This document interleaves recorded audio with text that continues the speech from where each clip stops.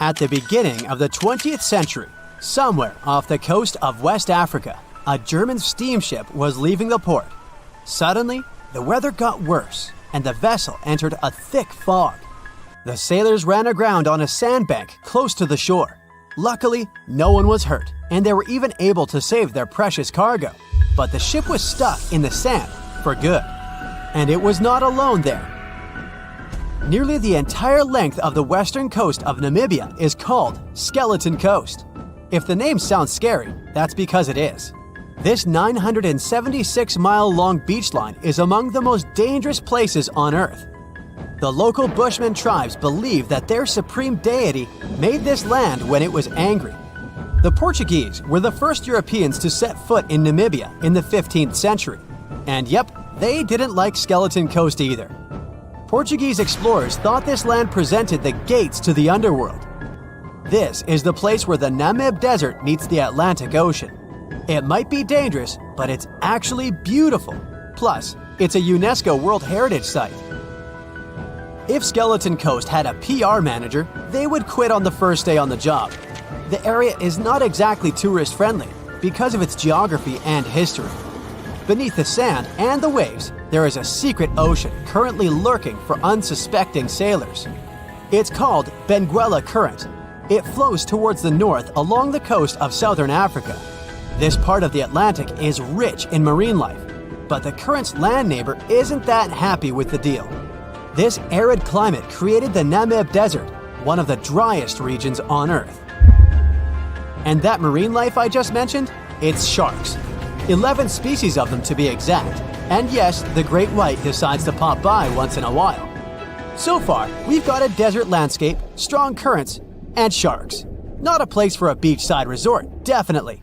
But if someone ends up on Skeleton Coast, will they know they're in danger? Don't worry, they will. The beach is littered with wrecks of all sizes and shapes. If you remember that German ship I mentioned in the very beginning, its massive and rusted stern is now sticking out from the desert sand. There are some 500 wrecks in total scattered along the coast, and it's a mixed crowd, from Portuguese galleons centuries old to ships that ran ashore here in the 21st century. A modern fishing ship called Zela India managed to slip from its tow rope in 2008 and ended up on Skeleton Coast. Okay, it didn't escape on its own, it had some help from the elements. But it's better to be a tourist attraction on a beach than to be broken up for scrap. That's where the trawler was originally going, poor thing. Skeleton Coast's most famous inhabitant, to call it such a place, is the wreck of the Dunedin Star. The British cargo liner ran aground here in 1942. The massive rescue operation that followed reveals why it's so dangerous for sailors to end up here. The rescuers managed to save all of the crew and passengers, but at a heavy price. An aircraft and a tugboat were lost in the process. It took the last of the rescuers a full 2 months to return home to Cape Town. Why, you might wonder? One look at the map of the region reveals the reason. It's an endless sea of yellow, which is the sand. There are so few roads here, so Skeleton Coast is hard to reach by land. There are also legal obstacles. You need a special permit to drive into the area. But the skeletons in the name of the area don't only refer to ships, they also stand for animal bones.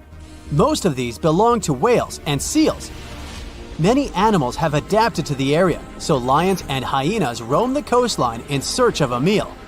Yeah, now there are hungry lions as well, as if those sharks weren't enough.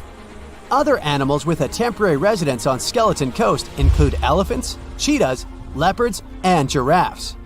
In 1971, the Namibian authorities established a national park here, but except for surfers, after an adrenaline rush, they don't get many visitors. You can understand why. The Namib Desert is the oldest desert in the world, and it's not very tourist-friendly either. Those who travel to the region should pack sunscreen and a warm winter jacket. A weird combo, right? Well, not so much when you think that during the day, temperatures soar over 110 degrees Fahrenheit. At night, the air temperature drops below freezing. What a climate roller coaster! And that's not the final danger. Yep, there's more. Remember how that German ship got lost in thick fog? Yeah, it wasn't a one-off event. Because of the region's climate, fog shows up frequently. Sailors should cover their ears now, but this fog is actually good for wildlife. This is their only source of water in the Namib Desert. Reptiles and mammals have adapted to the harsh climate. They use as little water as possible. Shifting sands, thick fog, strong currents, lions, and sharks. Not the stuff you would put in a tourist booklet, but Skeleton Coast isn't the only beach on Earth you wouldn't want to spend your vacation on. I will take you to Cape Tribulation in Australia. The area covers some 48 square miles in the northwestern part of the continent. And no, the area is not as dry as Skeleton Coast. It's part of the Daintree rainforest. You could say that here, it is the rainforest, not the desert that meets the ocean. The beach at Cape Tribulation is straight from a postcard. But looks can be deceiving. Australia? Probably sharks. No, crocodiles are out here to get you if you decide to go for a dip in the sea. There are saltwater crocodiles that the locals call salties. Well, that's a cute nickname for such a dangerous reptile. And it's not just them. The wildlife seems to have a beef with visitors. From October to June, the waters around Cape Tribulation are full of box jellyfish. Their venom affects the human cardiovascular system. When touched by a jellyfish out at sea, swimmers won't have enough time to reach land for help. Vinegar helps neutralize the sting, so you might want to keep a spare bottle in your luggage. Crocodiles and jellyfish sound dangerous, but there's one more animal you should look after. It's the wild boar. It might sound funny, but you won't laugh when you're being chased by one of these across the beach. 21 million wild boars live in Australia. They're mostly active at night, making it even more dangerous if they charge at you. The best defense is running in circles. Wild boars can't cut corners well. That's probably why we don't see many of them taking up careers as race drivers. Cape Tribulation has one last danger installed for you, and it's not an animal. Out here, even the trees are plotting against visitors. The stinging tree got its name for a reason. If you try to pick one of its beautiful red berries, it'll fight back. Its prickles are like tiny glass shards. The less than pleasant effect on your skin will last for a month. Then there is this wait-a-while bush. Who keeps naming them like this? This long vine has spikes that grab hold and just don't let go. They are so strong, they can pull a human off a horse. You'll have to wait for someone to come by and save you from this thorny grabber. If you are about to cross this Australian beach from the vacation list, hold on for a second. Tourism is booming here. The local authorities have restricted access to all of the danger zones. Visitors go swimming in dreamy water holes that are surrounded by lush vegetation. There are even ropes to swing from. Now, that's a beach you can finally relax on. A ship is traveling across the Atlantic Ocean when a storm starts. At first, the situation doesn't seem to be very bad, but soon, people on board the ship realize that the storm is intensifying. Waves are huge, and nothing can save the ship. It's starting to sink. On board, there's only one lifeboat. Sadly, it can only hold one person. The captain is in a terrible situation. He needs to decide which passenger can be given a chance to survive. Besides the captain, there are 8 people on board. Some of them seem to be lovely. Others look like villains. But you might not know the truth until it's too late. The first passenger is Alex, a 28-year-old talented artist. He's just had his first international exhibition and is boasting about that left and right. He claims to dream of inspiring the world with his art, but did I mention it's his shy twin brother who painted those masterpieces? And Alex just steals his shine? Next is 23-year-old Maria, who's 8 months pregnant. She's quite spoiled, often behaves unreasonably, and treats the staff on board badly. She's traveling home to her husband, but little does he know that the kid is not his, but his best friend's. And she's been cheating on him since forever. Though we can't let this innocent soul perish, can we? Despite his untidy appearance, this 65-year-old scientist, Professor Marcus, is a leading researcher in the field of gene therapy. He's working on a breakthrough that could save millions of lives, but there are skeletons in his closet too. It's been 15 years since anyone saw his wife, Judith. Does Marcus's scientific progress have something to do with the mysterious disappearance of his wife? Dr. Anna is 34 years old. She's a surgeon who saved hundreds of lives during natural disasters. She succeeded as a doctor, but failed as a parent. Her 3 daughters live with their dad and don't want to hear anything about their mother. 78-year-old Teresa is a widow whose family gave up on her because of her bad temper. She's traveling for the last time in her life to visit her late husband's grave. A little boy, Mark, is just 7 years old, but his unruly character has caused a lot of arguments between the other passengers. He's traveling alone since his parents are supposed to meet him on the shore. This brat's parents are too busy working, so he gets more and more uncontrollable. Who knows what he'll be capable of doing in 10 years or so? A robot android, Alpha 3, is also on board the ship. It has an artificial intelligence created to assist in expeditions. It can also control the ship in emergency cases. And the last passenger is Emily. This beautiful and charming woman is 30 years old. She lives off of powerful, old, rich men and has enough money to burn. She hasn't worked a single day in her entire life and just travels the world. To make his choice, the captain invites each of the passengers to listen to their stories. He asks each of them just one question. Why would you be the one to survive? Alex says, "You see, my art can inspire and change the world. Looking at my works, they help people see the beauty of life, especially during difficult times. I must continue living. I have so much to show through my paintings." Maria answers, "Can't you see that a new life is growing inside my body? It's me and my unborn kid who must survive. We risk losing a talented doctor or an artist in the future. It's not just my life we're talking about." Professor Marcus says, "My work is not finished yet. It might save thousands of lives. I'm close to a breakthrough and I need to live to make it." Dr. Anna says, "My hands save lives.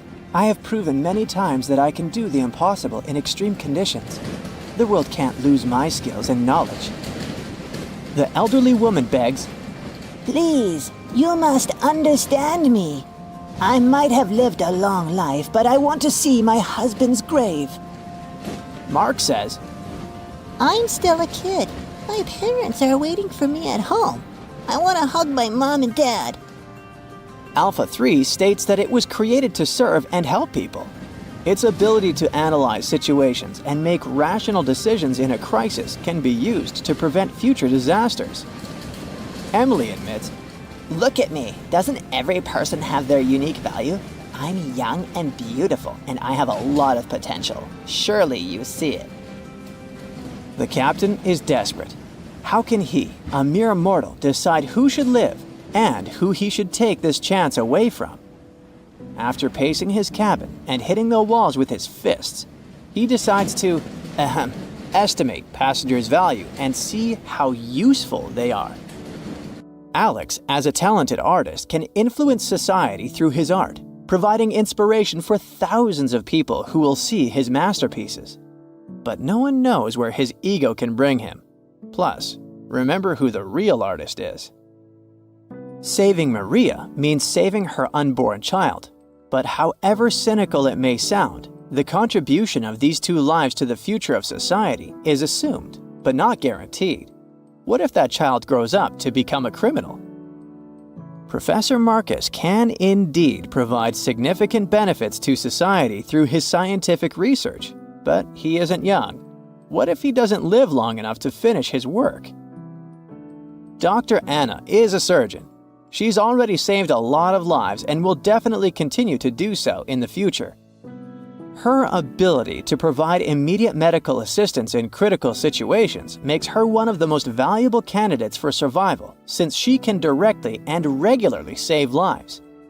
At the same time, she is a terrible mother, and it'll definitely influence the lives of her daughters.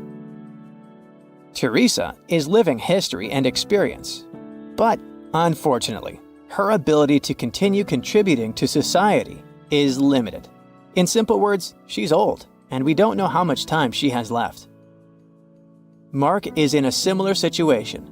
He has the potential for a long and productive life, but his immediate contribution to society is limited.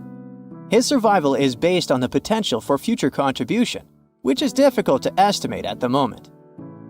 Alpha 3 can provide valuable technical assistance and functional support, but as a robot, it does not add to human well-being directly.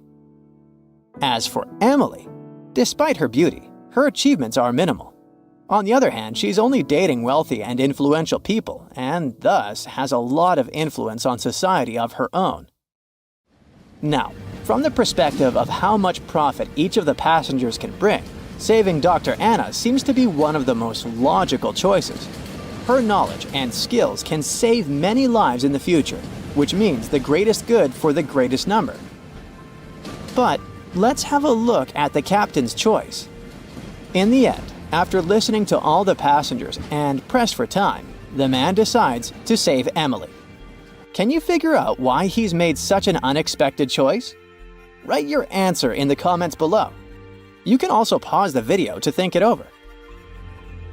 Okay, I suppose you're ready for the answer to be revealed. You see, even though each passenger presented very compelling arguments for why they should be saved, the captain was particularly moved by Emily's charm and attractiveness. And even though there were more logical candidates in terms of utilitarianism and humanism, the captain succumbed to his personal feelings and preferences, which influenced his decision. This riddle illustrates that in real life, people often make choices based on their sympathies and preferences rather than logic or public benefit. This is because emotions and personal relationships can have a strong influence on our perception of situations and decision-making. Here's a real-life example. HR managers tend to choose candidates they like or share common interests with, and it doesn't matter that other candidates might have more suitable skills or experience. This phenomenon is known as the similarity effect. Now, I've got an important question for you. Which passenger would you save? Share your choice in the comments. But I'd like to remind you that there is no correct answer. There's a ship drifting somewhere in the ocean without a crew. The last time someone saw it was over 50 years ago. Its story reminds of that of the Flying Dutchman, a ship that's bound to sail forever and bring disaster to whoever sees it at sea. At least the legend says so. Unlike the Flying Dutchman, the SS Baychimo was definitely real and built for a German company in Hamburg and began as an ordinary cargo ship. It was trading supplies between Hamburg and Sweden in the Baltic Sea starting from 1914. It had a strong steam engine and a hull made of steel. A few years later, it became British property.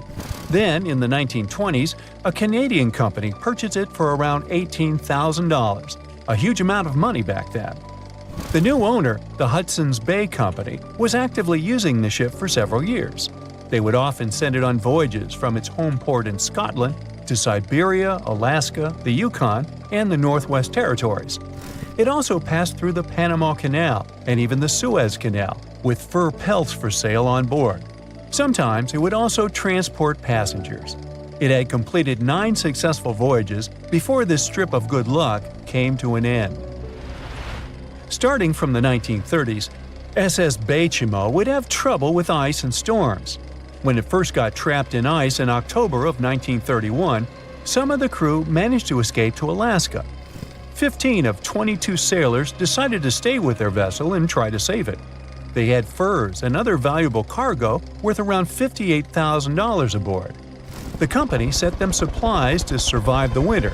They set camp near the ship out of the hatches, tarpaulins, and other materials, and offloaded the cargo. At the end of November, a blizzard rushed through the area, and it seemed like it had taken the ship with it. The ice platform had survived, but the ship broke free. Some of the crew members were sure it had sunk. But soon after, they heard from one of the locals who had spotted their ship around 45 miles away from their camp. The crew moved on with their lives, and the ship started its journey as a runaway vessel. People would spot SS Baychimo once a year or so, all the way until 1965. It was mostly spotted off the coast of Alaska. A man going to Nome with his sled dog, along with prospectors, explorers, and treasure hunters, all claimed to have seen SS Baychimo. Someone tried to board it and take it to port, but ended up stranded on it for days because of horrible weather. Others got luckier and managed to take a whaleboat, some furniture, and other valuables from the vessel. Those who got close to the ship saw that it was damaged and missing the propeller. Still, it stayed afloat without a crew for at least 38 years and became the longest sailing ghost ship in history. In 2006, the Alaskan authorities started a project to solve the mystery of this ghost ship of the Arctic and finally find SS Baychimo, either still above or below the water. So far, the project has not been a success. SS Baychimo remains one of the estimated 4,000 ships that have disappeared off Alaskan shores. If the legend of the 17th century isn't lying, this ghost ship could be sailing somewhere along the Flying Dutchman. It belonged to the Dutch East India Company. Its captain managed to do the impossible for that time and sailed from Holland to Indonesia in only 3 months. They said he was flying over the sea, and some evil tongues explained that he had made a deal with evil forces to achieve that. Once the ship was sailing back home, its captain and crew disappeared without a trace. There are many versions of what happened to it.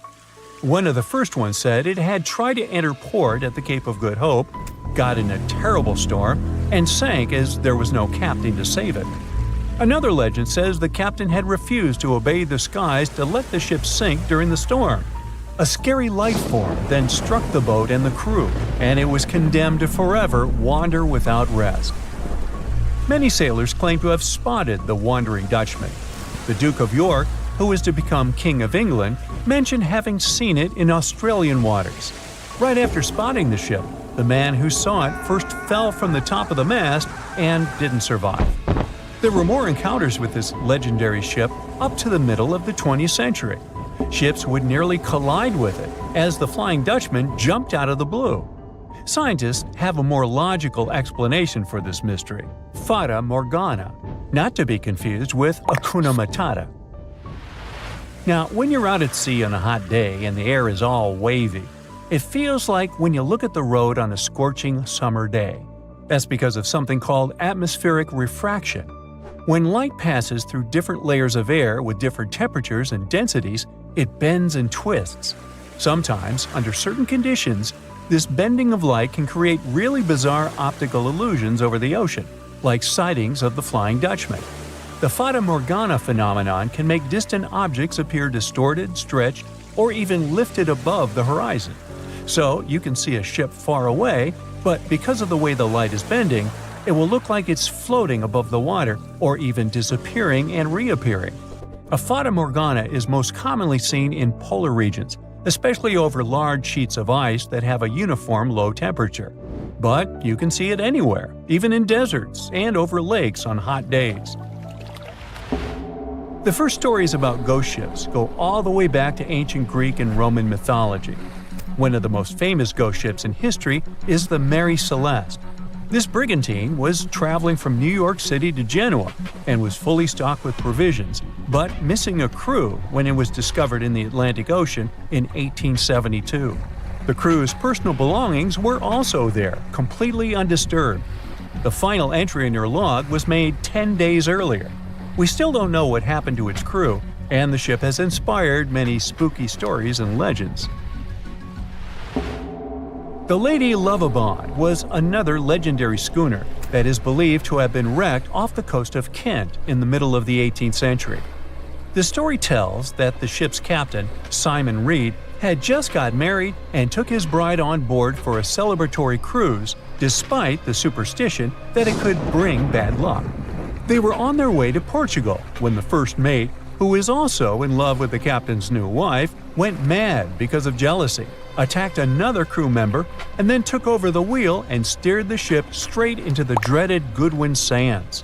No one aboard survived, and the schooner is said to reappear as a ghost vessel every 50 years. In present times, many vessels become abandoned and turned into ghost ships intentionally. There are thousands of them floating in U.S. rivers, lakes, channels, and coastal waters. Some people lose their boats in storms and other extreme weather. Others have to abandon their boats because maintaining them can cost 10% of the boat's price. Plus, docking a vessel can add up to several $1,000s every year. Most boats have been made of fiberglass, so an owner can't just recycle them as scrap metal. So, once they want to get rid of it, they often tie it to a dock and sneak away, or leave it floating far away from the shore, or just try to sink it. When ghost ships sink in shallow waters, they can cause damage to coral reefs, mangroves, marshlands, oyster habitats, and wetlands. Plus, they can collide with unsuspecting regular ships and cause real trouble. So, don't do that. Enough said. Strange things occur in the cold waters of Antarctica. One of these things happened to a ship called Jenny. It was a small schooner whose history began in 1822. The boat and its crew set sail and disappeared a year later. For 18 years, the ship was considered sunk. People forgot about it, but in 1840, the vessel reminded the world of itself.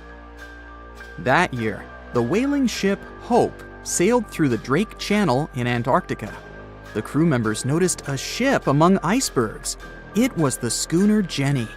It was floating slowly in the dark, with no signs of life. The captain of the Hope, Mr. Brighton, gave the order to approach the mysterious vessel. They thought it was some creepy ghost ship, but as they came closer, they noticed crew members on the deck. The sailors of the Hope called out to them, but received no answer. This time, it became clear that something terrible had happened to the Jenny. When Brighton boarded, he realized that the Jenny crew members weren't missing. They were here. Frozen people stood like statues. Brighton went down to the lower deck and found the captain. He was sitting frozen at the table, holding a pen. Brighton looked at the logbook. The last record was made on May 4th, 1823. The captain wrote that he was the only living member of the crew. They spent 71 days without food. It seemed that the ship got lost in the sea because its captain went off course or sailed into an iceberg, but no one knew for sure. After that, nobody ever saw the Jenny again. According to rumors, the crew of the Hope abandoned the frozen ship and left it to drift in the cold waters. According to other rumors, this whole story is fiction. The story of the Jenny was described in a German magazine in the middle of the 19th century. Still, there was no further evidence of the ship's existence. Already in our time, Cambridge University decided to explore the case of the Jenny. The researchers discovered that one of the crew members of the Hope, who didn't disclose his name, told someone the legend of the frozen ship. Someone shared the story with another guy, and it was published in a German magazine called Globus. And that's all. There was no other evidence. One of the most famous ghost ships was the Mary Celeste, and there's no doubt about its existence. The history of this vessel was documented in court. People wrote about it in newspapers, but the most exciting thing is that the ship continued to be used even after 10 people disappeared from its deck. The history of the Mary Celeste began in Canada in 1861. When it was first built, the ship was called the Amazon. It changed captains several times, and it also hit some rocks. The boat was sold, bought, then sold again, repaired, and sailed under the name Mary Celeste. In 1872, it had a new captain, Benjamin Briggs. He was a decent, brave man with a lot of experience in navigation. He had a beloved wife, a daughter, and a son. When he went on his last voyage, he took his wife and daughter with him, and his son stayed in America. In November of 1872, the Mary Celeste sailed from the port to New York with 10 people on board and disappeared. 8 days later, another ship, the Dei Gratia, also left New York and followed the same route. Dei Gratia's captain, David Morehouse, noticed the Mary Celeste and immediately realized something was wrong. The ship was moving too freely, as if no one was controlling it. The captain tried to contact the crew members, but no one answered him. Then, together with other sailors, he climbed aboard the Mary Celeste. The ship was in good condition. There was no damage. The hold was slightly filled with water, but it could be easily pumped out. Everything seemed fine, but one lifeboat was missing. The crew members' valuables were in their cabins. The cargo was in the hold. The supplies of water and food were untouched. Judging by the records in the logbook, the ship was caught in a storm, but it was not too strong. Other ships also sailed through this storm, but nothing bad happened to them. The last record was dated November 25th, and it claimed that everything was fine. The sails of the Mary Celeste were slightly damaged, but perhaps it happened after the crew had disappeared. The whole ship was in excellent condition, but what made the people leave it? Part of the crew of the Dei Gratia stayed on board the Mary Celeste to bring it to dry land. Everything went well. They delivered the ship to the closest port. Next, the captain of the Dei Gratia appeared before the court and told about what had happened. However, the prosecutor and the judge didn't want to believe in the story of the Mary Celeste. They were sure the captain got rid of the ship's crew to get money for its cargo. According to the maritime laws of that time, if you found a ghost ship with valuable cargo, then a substantial part of this cargo belonged to you. So, many people thought that David Morehouse decided to earn some money. This version seemed to be more valid than the one about the mysterious disappearance of 10 people. Fortunately, no one accused the captain of committing a crime. They thanked him for his service and gave him a monetary reward. However, his reputation was damaged, which greatly affected his career, as many believed he attacked the crew of the Mary Celeste. But even after this terrible case, trial, and investigation, the story was not over. The Mary Celeste was still an expensive and efficient vessel. It sailed several times, but then one captain crashed it into the reefs to get insurance. The court revealed this deception and accused the captain of intentional property damage. The story of the Mary Celeste became famous all over the world. People began to build their theories, realistic and not. Someone believed the ship had sailed through the Bermuda Triangle, but this version was quickly refuted, as the route of the Mary Celeste passed thousands of miles away from the Bermuda region. Did the Kraken or another giant monster attack the ship? Nope. Since the boat was found in almost perfect condition, there were no signs of a struggle. One of the most popular versions was that the crew of the Mary Celeste stole some valuable cargo and sailed to Spain on the rescue boat. However, those who knew Captain Benjamin Briggs said he was a good, honest man. Besides, he had a son in New York, and Briggs would never leave him. A more thorough investigation revealed that a series of accidental circumstances could have caused the disappearance of the ship's crew. Before its last voyage, the vessel delivered coal. Perhaps the pump intended for pumping water got clogged with coal after that, and when the ship got into a storm, the hold filled with water and the pump broke. The captain couldn't understand the amount of water because numerous barrels in the cargo hold blocked the view. Benjamin Briggs assumed it was dangerous to stay on the ship during a storm, so he evacuated with the passengers on a lifeboat. Perhaps they were close to land and decided to sail there, but the storm intensified and overturned the boat. Also, one record in the log journal said that the chronometer was faulty. It was a device that helped to determine your location at sea using longitude. Briggs got lost and didn't know which way to sail. The storm was strong, and he couldn't determine whether the ship would sink. Perhaps Briggs decided to leave the ship in a rescue boat when he saw the coast of the Azores. The uniqueness of this ghost ship case is that, unlike many others, you can investigate it yourself. There's a lot of information about the Mary Celeste on the internet. There are documentaries and research articles.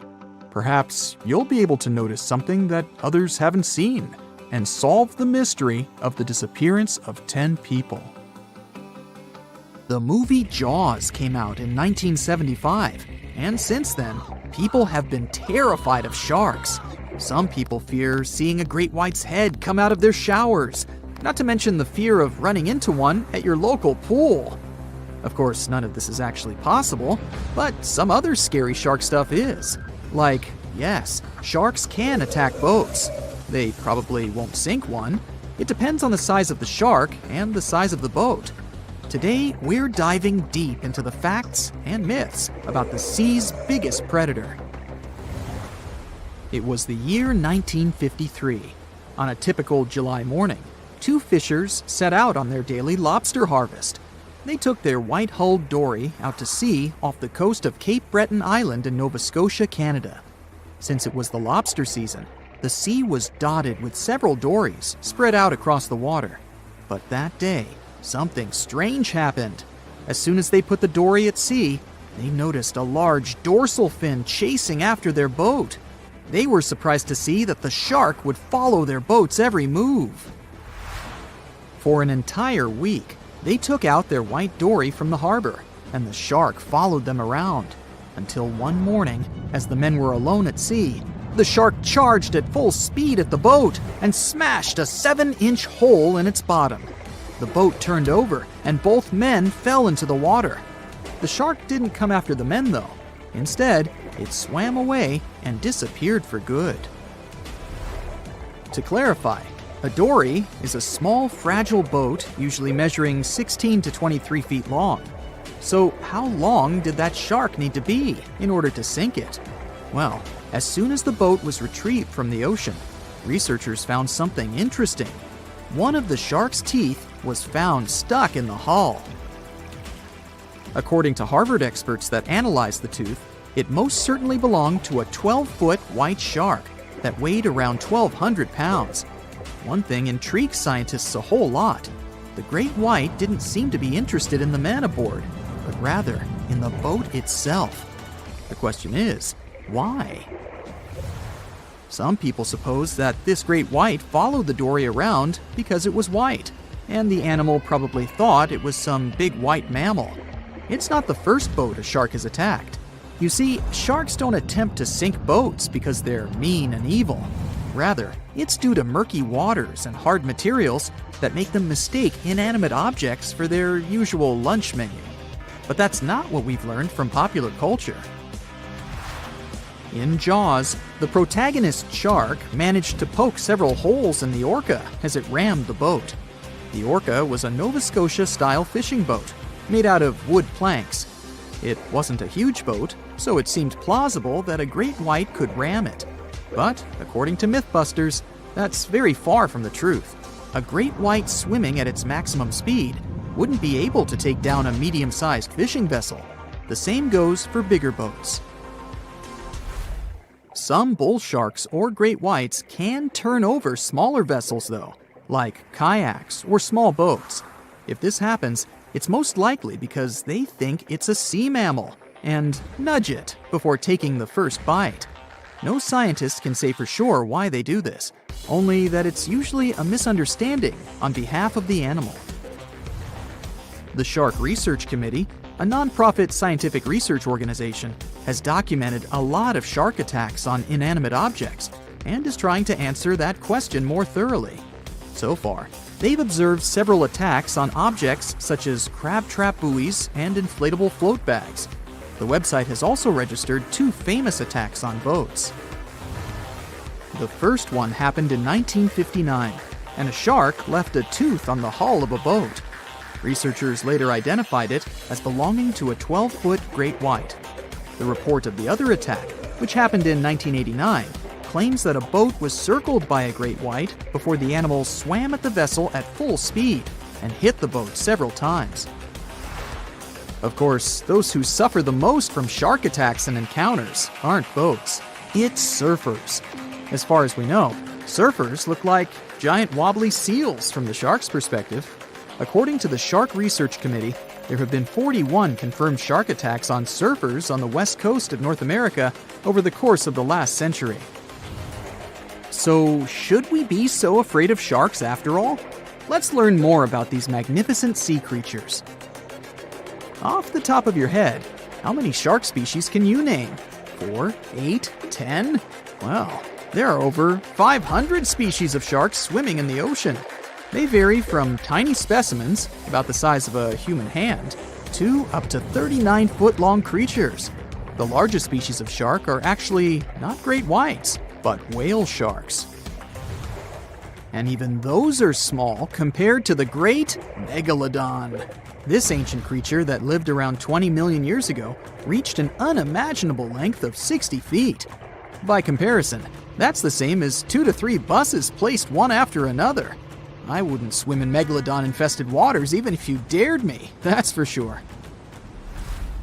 We know that sharks are very good hunters, but why is that so? Their bodies seem to have been strategically built for speed.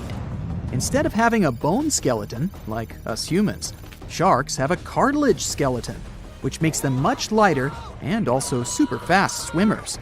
Each species of shark hunts depending on its nutritional needs. So, shark species that grow to an average of 3 feet have a diet based on fish. The ones that grow bigger start feeding off of bigger sea animals, such as sea lions and seals. Throughout their lives, some species of shark can shed over 30,000 teeth. Unlike humans, who are born with a set number of teeth in their jaws, sharks have an apparently limitless supply. In their defense, they do lose teeth pretty easily, as they can easily get stuck in their prey, for example. They also have multiple rows of teeth. The jaws of a great white can contain up to 7 rows of teeth, and can grow to be more than 6 inches long. And since we're speaking of great whites, the most feared shark species roaming the oceans, this is ray. Ray is an adult white shark. He can swim up to 50 miles a day, so he needs a lot of fat in order to keep his body functioning. Funny thing about Ray, when he opens his jaws to hunt, his eyes roll back together with his head, so his sight is hindered when he's taking a bite. Now, he does like it when the water is murky and underwater visibility is low. That's because it makes it harder for his prey to spot him coming. These conditions can make it easier for him to grab that yummy seal. But this can also make it easy for him to mistake a random boat for lunch and end up scaring some humans.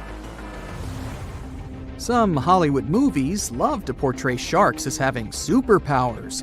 Although they're not innately cruel, one species of shark does have something that can be considered bizarre. Hammerhead sharks, one of the most dangerous species of sharks, have a sort of sixth sense. Inside their heads, they have electroreceptor organs called ampullae of Lorenzini. These organs allow sharks to detect the electromagnetic fields of all living things in the ocean. This ups their hunting abilities to another level. They can even find prey hidden in the sand because they sense its electromagnetic field. You should know one thing. If a shark lives in a balanced ecosystem, it won't feel the need to attack unknown things. These animals are curious, though, so maybe we should cut them some slack when they bite a piece off a random boat. As an experienced sailor and the first man to ever sail non-stop on his own around North and South America, Matt Rutherford has seen a lot during his voyages. But what he saw in 2013 while sailing through the waters of the Atlantic with his colleague surely stands out. Some 800 miles off the coast of Bermuda, not far away from the famous Bermuda Triangle, they noticed a boat that seemed to be moving by itself. The sails weren't up and the motor wasn't running. The sailors decided to check if there was someone who needed their help aboard, so they moved closer to the mysterious ship. Once they got there, things only got weirder, as they realized there wasn't a living soul aboard. Rutherford started filming to document their discovery. The boat looked so awfully abandoned that they expected to find some pretty scary things in there. But it didn't stop Rutherford from searching the vessel. The boat, which turned out to be named Wolfhound, looked like an upscale one, probably costing hundreds of thousands of dollars. It was pretty weird to find it floating by itself in the middle of the ocean. It seemed like whoever abandoned it was leaving in a rush. There were clothes and other personal belongings all over the main cabin. Some parts of the ceiling had fallen and some drawers had popped open. The brave sailors decided to tow the ghost ship back to Bermuda. It wasn't easy because Wolfhound was bigger and heavier than their boat. After days at sea, the crew was running low on fuel and asked a passing freighter to stop and give them some gas. They kept pulling Wolfhound until the tow line got wrapped around the rudder and they realized they could get stranded in the Bermuda Triangle. So they had to abandon the ship. What really happened and how Wolfhound ended up in the middle of the ocean will probably remain a mystery. Rumor has it that it belonged to a member of the Royal Irish Yacht Club. The ship was going on its first voyage from Connecticut to Bermuda and then Antigua. It got in a terrible storm around 400 miles away from Delaware. The winds were so strong that the yacht suffered 2 knockdowns. A Greek cargo ship rescued the crew. They left the ship with an emergency beacon on. The rescued crew members shared that they saw the ship sink, which only adds more questions to the story. How did it get back to the surface? Does the Bermuda Triangle have anything to do with that? Christopher Columbus himself reported some unusual compass activity going on in this mysterious area while he was on his way to the New World. Despite the stories of more than 50 ships and 20 planes disappearing in the area, it remains one of the most heavily traveled shipping routes in the world. Some skeptics believe that this fact solves the Bermuda Triangle mystery. It could make sense because the busier the area, the more accidents happen there. But then again, it's not the number of disappearances that makes the place so mysterious. It's the lack of explanation and wreckage lost for good.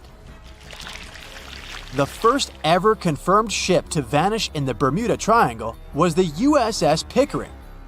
In 1800, it departed from the US on its way to the West Indies. The ship sailed into the Bermuda Triangle along with its 90-man crew. No one ever heard anything from them ever since. The popular explanation is that the ship was taken out by a storm. But because no one found any wreckage, we'll never know for sure. The largest ship that has ever disappeared in this mysterious area was the USS Cyclops. In March 1918, carrying a crew of 306 people, the USS Cyclops left Barbados and headed home to Baltimore. The ship passed through the Bermuda Triangle on its journey and vanished into thin air, or rather, water. The Cyclops never sent any distress signal and disappeared without any explanation or trace. The Bermuda Triangle isn't the only place in the world where ships go missing or mysteriously resurface.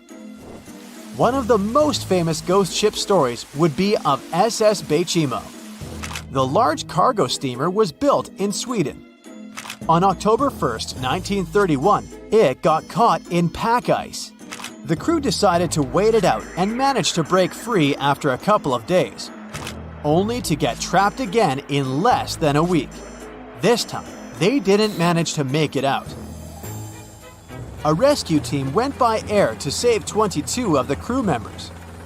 15 other members stayed in a wooden shelter they built not far away from the ship. Their plan was to wait out the winter and get back aboard. At the end of November, a strong blizzard was rushing through the area. When it was over, Baychimo seemed to have gone away with the storm. The captain decided it must have broken and sunk, but a few days later, a local hunter informed them that he had seen the ship around 45 miles away from their camp. The crew managed to find the ship and took the most valuable cargo from its hold. They had fears that Baychimo wouldn't live through that rough water, but it did manage to survive after all. Once the ice was gone, it floated away and ended up drifting along the shores of Canada and Alaska. Many people reported seeing the ghost ship in an open sea. Some even tried to board it to save the ship, but the weather didn't allow it to happen. The last time someone saw SS Baychimo was in 1969, 38 years after its crew had left it. It could still be drifting somewhere in the ocean. The story of MV Joyita happened in the South Pacific. The ship was originally a wooden luxury yacht. After serving for 20 years to various owners, it became a merchant ship. In 1959, it set on a trading voyage that was supposed to last around 2 days. When it didn't reach its destination on time, no one was worried at first, as things happen in the open waters. After another day, and no distress signals from the Joyita, it was obvious that something serious was going on with it. There were 25 people aboard, and their families wanted to find them. A search and rescue crew worked for 6 days looking for the ship, or at least its wreckage, in an area of nearly 100,000 square miles. That's 1.5 times as big as Florida. Sadly, the mission had come back with no results. It seemed like Joyita had disappeared without a trace. A month later, another merchant ship noticed Joyita drifting in the ocean, miles and miles away from its original route, and none of the crew members or passengers were on board. The cargo had also disappeared. The lifeboats were also gone, so the people must have escaped the ship hoping to save themselves. It turned out that the crew had been trying to get help as they tuned the radio to the International Distress Channel. But the damaged cable didn't let them send the signal any further than 2 miles. It also looked like when they were leaving the ship, the crew took the logbook with them, and we still don't know what exactly happened to Joyita. Family members of those who were on board are still looking for answers. One professor claims it must have been a corroded pipe that leaked and flooded the vessel, but we'll most likely never know for sure. In the Pacific Ocean, near Japan, there is an area nicknamed the Devil's Sea. It's believed to be one of the 12 vile vortices around the Earth. Some people claim that vile vortices have weird things going on in them because the pull of the planet's electromagnetic waves is stronger there than anywhere else. The most famous ship that disappeared in the area was a fishery patrol vessel in 1952.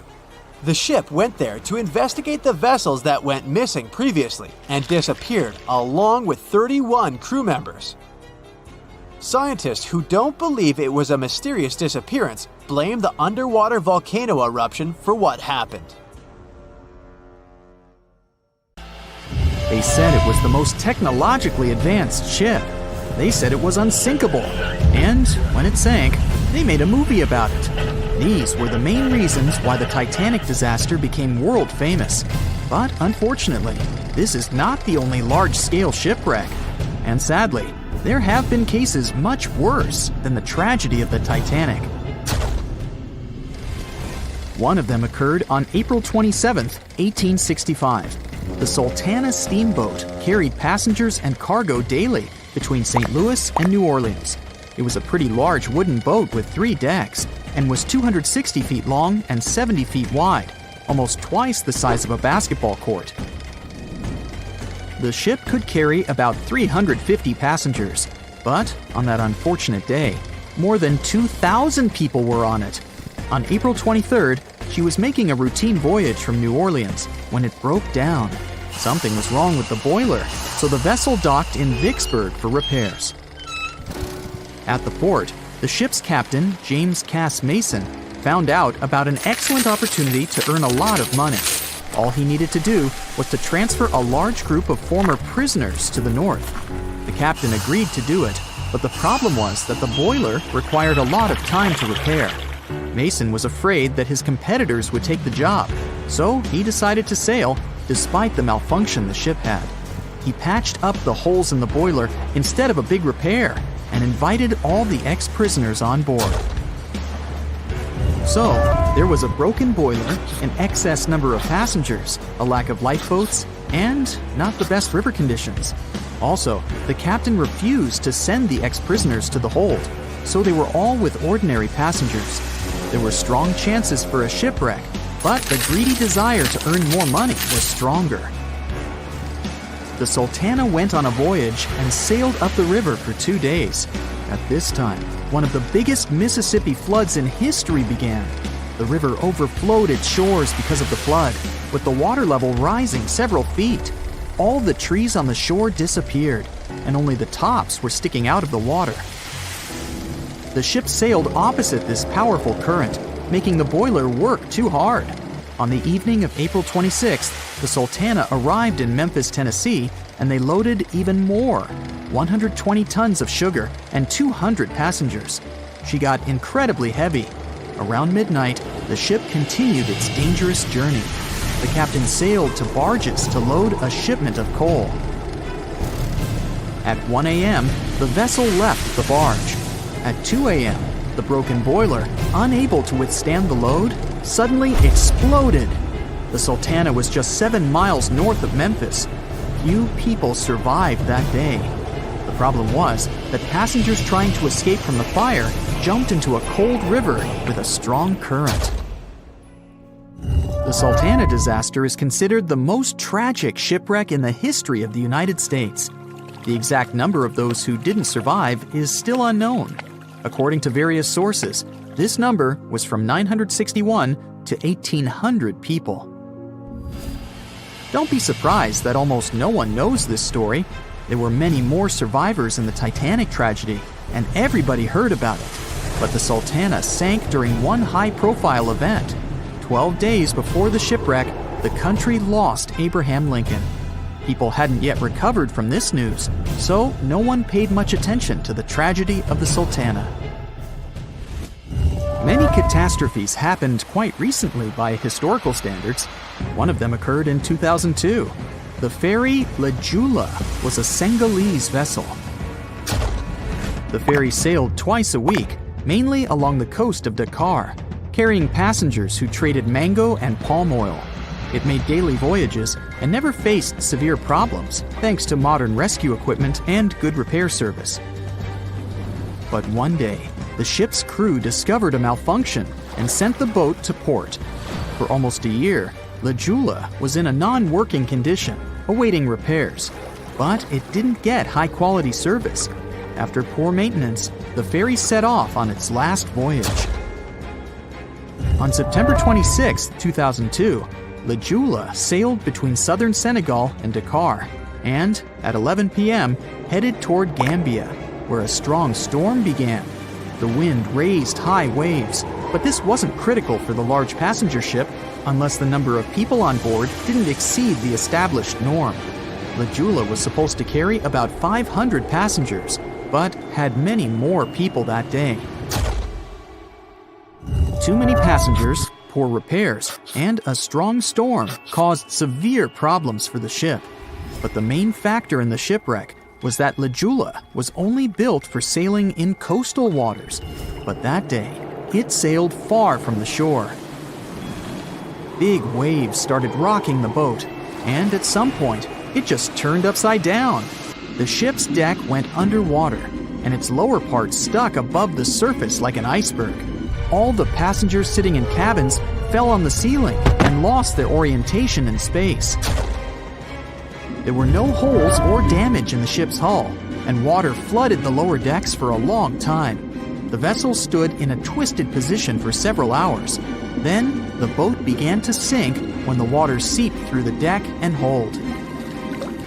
The ocean was warm, but no one came to save the passengers. People had to wait almost 4 days to be rescued. Unfortunately, only a few managed to survive. The Philippines is a very dangerous area for ships. This place consists of several thousand islands and a vast area with shallow water. Ships can run aground and damage the hull with reefs and pitfalls. On September 20th, 1987, one of the most terrible disasters in navigation history occurred there. a Philippine passenger ferry called Dona Paz left one of the islands and sailed toward Manila. The sun was shining, the ocean was calm, and the visibility was good. But for some reason, the crew members didn't notice how the tanker Vector was approaching them. The two ships collided at low speed. The collision wasn't strong, but the problem was that the Vector had tons of oil on board, and the Dona Paz crashed into the cargo hold where that oil was stored. So it spilled all over the ocean, and then a spark slipped through. Not only did the two ships catch fire, but also filled with water. Both ships sank in a matter of seconds. Only a few dozen people survived that disaster. On September 27, 1854, the passenger ship Arctic sailed from Liverpool to New York. The fog came rolling down, and visibility got really bad. Another boat appeared out of the thick white haze, the French steamer Vesta. The ships were close enough to each other that a collision was inevitable. The French vessel was smaller, so it seemed to the Arctic's captain that Vesta had received a lot of damage. And while he was staring at the other ship, his boat got quickly filled with water. The captain gave the order to sail to the shore as fast as possible, but the ship's engines stopped working because of the flood. Then the ship's crew started to lower lifeboats with women and kids. Still, when rescuers found lifeboats with people, it turned out that only 87 out of 400 people survived, 65 crew members and 22 passengers. Surprisingly, there were only grown men among them. The ship's captain survived by clinging to the wreckage. All newspapers wrote about this story as one of the most terrible and shameful tragedies in navigation history. The survivors were criticized because they didn't save women and kids, and the crew members were accused of violating the law, since the safety of passengers should be higher than the safety of sailors. But despite this, none of them were brought to responsibility.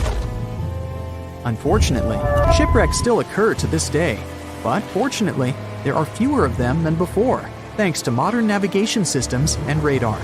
But no technology can guarantee there won't be a super strong storm or any other emergency that no one can foresee. More than 25 million people boarded cruise ships globally back in 2017. It may not seem like a lot, but that's more than the total population of Belgium. It's a great vacation alternative with an added bonus. You can sample various different destinations for future time off in one single trip. If you've already booked a trip on a cruise ship, but you still have no idea what you should pack, start with some research on your specific cruise location. Either way, be sure to bring deck-friendly shoes that are low-heeled. Also, add a pair that's comfortable to walk on larger distances for the days spent ashore. Depending on the season, you might want to add a few swimsuits too. If you're on any type of medication, make sure you bring it with you in its original packaging. If you're a light packer, don't worry. Most cruise ships come equipped with laundry rooms. They're kind of pricey, especially if you want your garments to be washed, ironed, and folded for you. But it does save you the extra hassle of packing more clothes or washing them for yourself. It's really important that you check in with your credit card company before boarding a ship, more so if your itinerary includes one or more foreign countries. Your credit card might get frozen if there's any unusual activity on your account. Most of these companies have algorithms that get triggered once there are charges from different countries in rapid succession, which is exactly what you'll be doing on a cruise ship. Letting them know beforehand saves you the embarrassment of having your card declined at some fancy restaurant.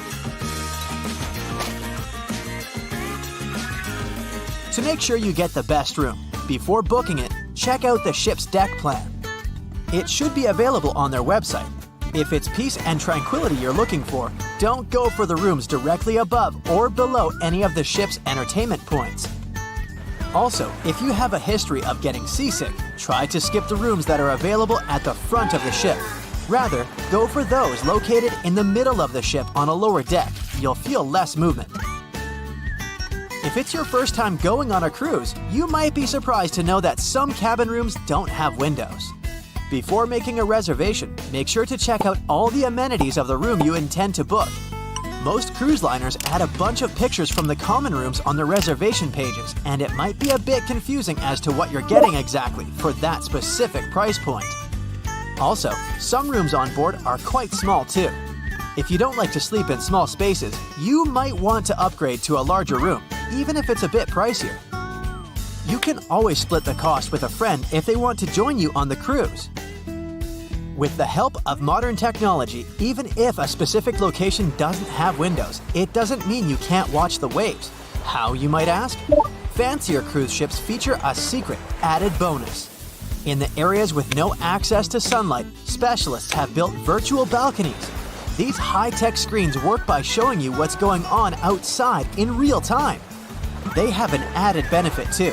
In case of bad weather, guests can still have a feel of the outdoors, without the wind or rain ruining their hair or their outfit. It may not be the real deal, but it still beats getting claustrophobic on board.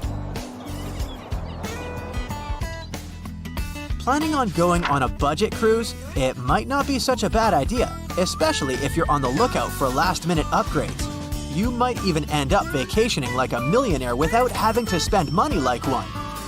These upgrades sometimes include things like a private balcony in your room, maybe some spa services, or even better prices for high-end meals. If they aren't all booked by the time people board the ship, they might be open for the rest of the passengers for way better prices than initially listed. There might be hidden freebies on board if you pay close attention. Things like complimentary pastries on board late in the morning or a late-night cup of tea on the house might be some of the things offered to guests. You only need to ask. You might want to check out what other tourists are doing. Some people with more experience cruising can offer pretty great tips and tricks. Don't be afraid to start a conversation if you see someone getting something for free. Some cruise ships do go all the way on the fancy dial. They even have exclusive areas designed for guests staying in expensive suites. Most of the time, they're located at the top of the ship. On one particular cruise, these types of guests have designated staff members called Royal Genies, which are similar to butlers. They can cater to just a few cabins. Since the cruise line wants to divert other guests from asking them various questions, which will take time away from their assigned guests, the genies do not wear a name tag in public areas. Most common areas of cruise ships do require travelers to follow a dress code, but if you do your research in advance, you might find that some areas are more relaxed when it comes to what people need to wear. Most cruise ships require people to adhere to smart attire, which means pants with a collared shirt for men, or blouses and skirts, dresses, or stylish pants for the ladies. As for the travel destinations, be sure to research the ports you're about to visit in advance. You'll know what to wear, what the weather will be, and if you need to pack anything else, like an umbrella or a beach towel. Stops on cruises only last for a few hours in most cases, so you'll want to get the most out of them. If that specific location includes museums or art galleries you want to add to your checklist, be sure to book in advance so you don't waste time waiting in lines.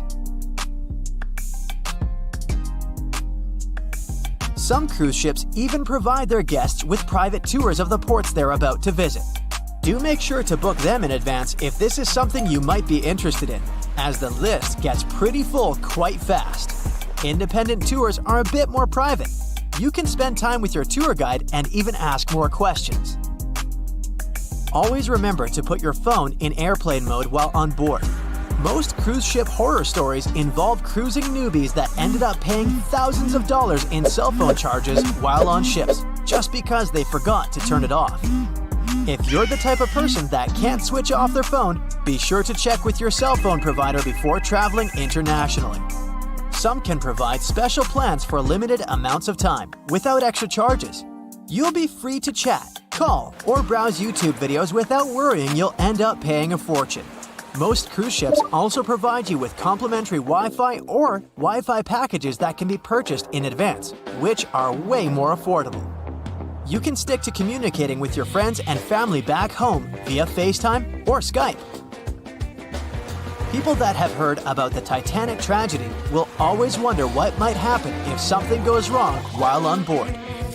Let's take lifeboats, for instance. The Titanic had a mere 20 lifeboats on board, which were tragically not enough to fit all the passengers after the ship hit the iceberg. Some fancy cruise ships these days have an even lower number of lifeboats, anywhere from 15 to 18. Sounds strange? Well, not really, given the fact that each lifeboat can accommodate up to 370 people. Even the largest ships, which have an estimated capacity of 8,000 people if fully booked, including tourists and staff, are safe in case of an emergency.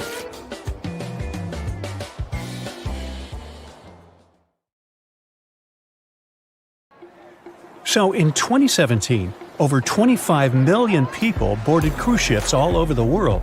Now, if you're keeping count, that's more than the total population of Greece. It's become America's favorite choice when it comes to going on vacation. It's easy to see why hopping aboard a cruise ship becomes more popular each year. Heading out on a cruise is also coming back in style with newer generations. 2/3 of Gen Y and millennials say that cruising is their new preferred type of vacation. How's that?